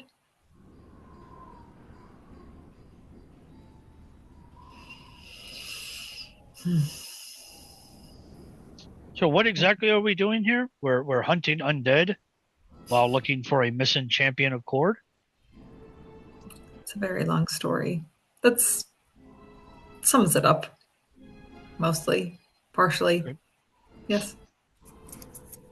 It's the nuts and bolts of it, really. Mm-hmm. Yeah. Oh, yeah, just to warn you, when this does happen, if for some reason he does show up, if you see a giant, about horse-sized wolf pop out of the woods, Don't kill it, please. We know him. He's friendly-ish. But he is also very off-putting to people that have never seen him before. So Thanks are we for the going warning. into the woods for the howling? I mean, we're going into the woods to find the fishing village. The howling will happen along the way. We don't have to make it an event. I Oh, promise. but we do. But we do. I just... So yeah, so we're like getting our trot on. Like, how woodsy do we need to be? Are we there now? Are we there? Can we do it now? Fine. no. But you seem so much more excited to howl than I do. Fine. If we're far enough away, fine. Why? Finch got a dragon, but no, I got a wolf that I have to howl for. He knows so much better than I do. She's like talking to herself as you're walking. Grumbling. Right, rude. And Yvaine will shift into a dire wolf while this happens. I think you're gonna sound better than I am. This is great. You know what? Let's just do it. We're just gonna do it. He better answer. He better answer.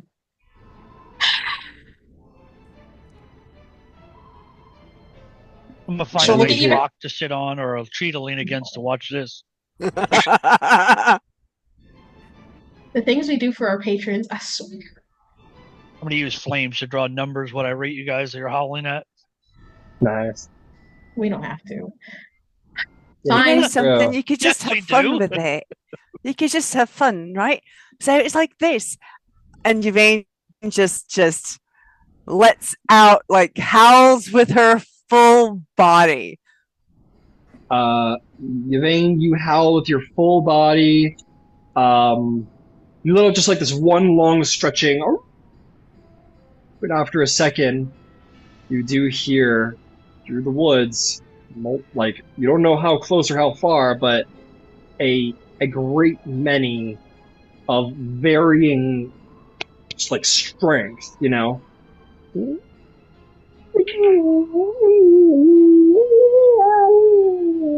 Like the wool, like the forest just alights with woven howls for like a good 30 seconds before dying down. All right, None then. of them sound go. like the howl you're used to. All right, fine. And she'll kind of, because she's closing her eyes, because she's not looking at any of you when she does this. She'll kind of just take a breath, and she'll howl, and see if that makes a difference. Qiro, you howl, you go, ow!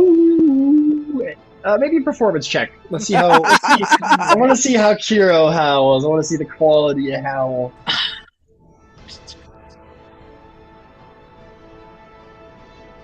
Ooh. Dirty 20. Qiro, perhaps surprising yourself and everyone around, you let out Absolutely. maybe a little bit, maybe potentially more authentic. Like, Yvaine has like the body and everything of a wolf, but like, you know, just kind of let out like a howl. But yours has like it's from you, but it has all of like the ups and divots and downs that make it sound like pretty authentic. And you may be surprised yourself in how authentic your howl sounds. But unlike Yvaine, no howls follow. Except for one, which is more crisp and louder and haunting than all the rest, and it comes from the north. Oh.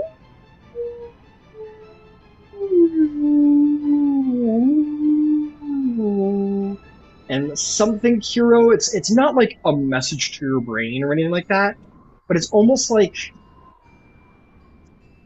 you vaguely gather the concept of what the howl means, which is essentially to say, I'm coming. Somehow it just kind of makes sense. You don't know how, but it does. Bev, remind me to buy you so many drinks when we get back to town. I can't believe that actually worked. That was him.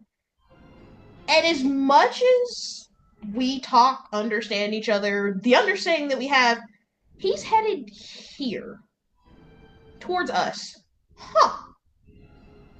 Beverly says, you don't get what you don't ask for, I guess. This is true. This is very, very true. That is so wise. Thanks. I really shouldn't be surprised. It came from you. Oh, great. Oh, She blushes. guys, I didn't consider what was going to happen when he got here. So while you're considering that, Qiro, and out of curiosity, what are you doing, Bryson? Oh, you just turned off your video. My cat wants inside. He can wait. What do you need? What are you doing while this is going on? Dryson probably would have actually been interested in it because this is a new form of somebody communicating to their god. Cool. So she would have been interested in that part, but probably still trying to make sure nothing is coming out of the trees somehow at us. All right, you're watching. It's very interesting, kind of scanning around, and as you do, you catch just like a glint of light in something that just kind of like, you know what I mean? Make me a perception check. I had to be the one to notice. Oh, I'm not going to, because that's a 4 on the dice. 4 on the dice. That's a 6. A 6 total. You just notice that there's something at the water's edge, not 20 feet downriver on the shore. There's just like some light reflecting off of something like reflective, which is usually either a gemstone or metal or something. You go check it out. But 20 feet that way.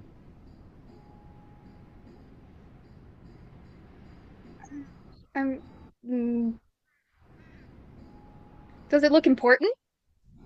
You don't know. You rolled a 6. Oh, great.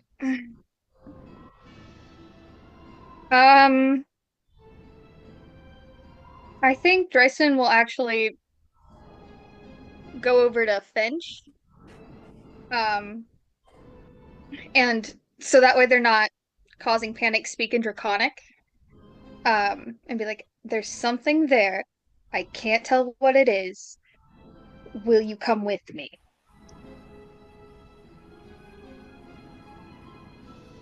Yes. All right. You guys walk 10 paces, maybe, perhaps, down the shore, and you see, Drycerin, what was shining to you was this. It's this. It looks like a pendant or a necklace, and it's carved from wood, but the little crosses of lightning are made of quartz. They're like set in quartz. And you look up, and maybe another 40 feet down the river, you see the body of a half-orc caught in the rocks on the side of the river. They're wearing robes, the colors of the Stormlord, and they are coated in blood. And that is where we'll end our session for today. I know, I'm sorry, Cliffhangers. I know, I'm sorry, Cliffhangers.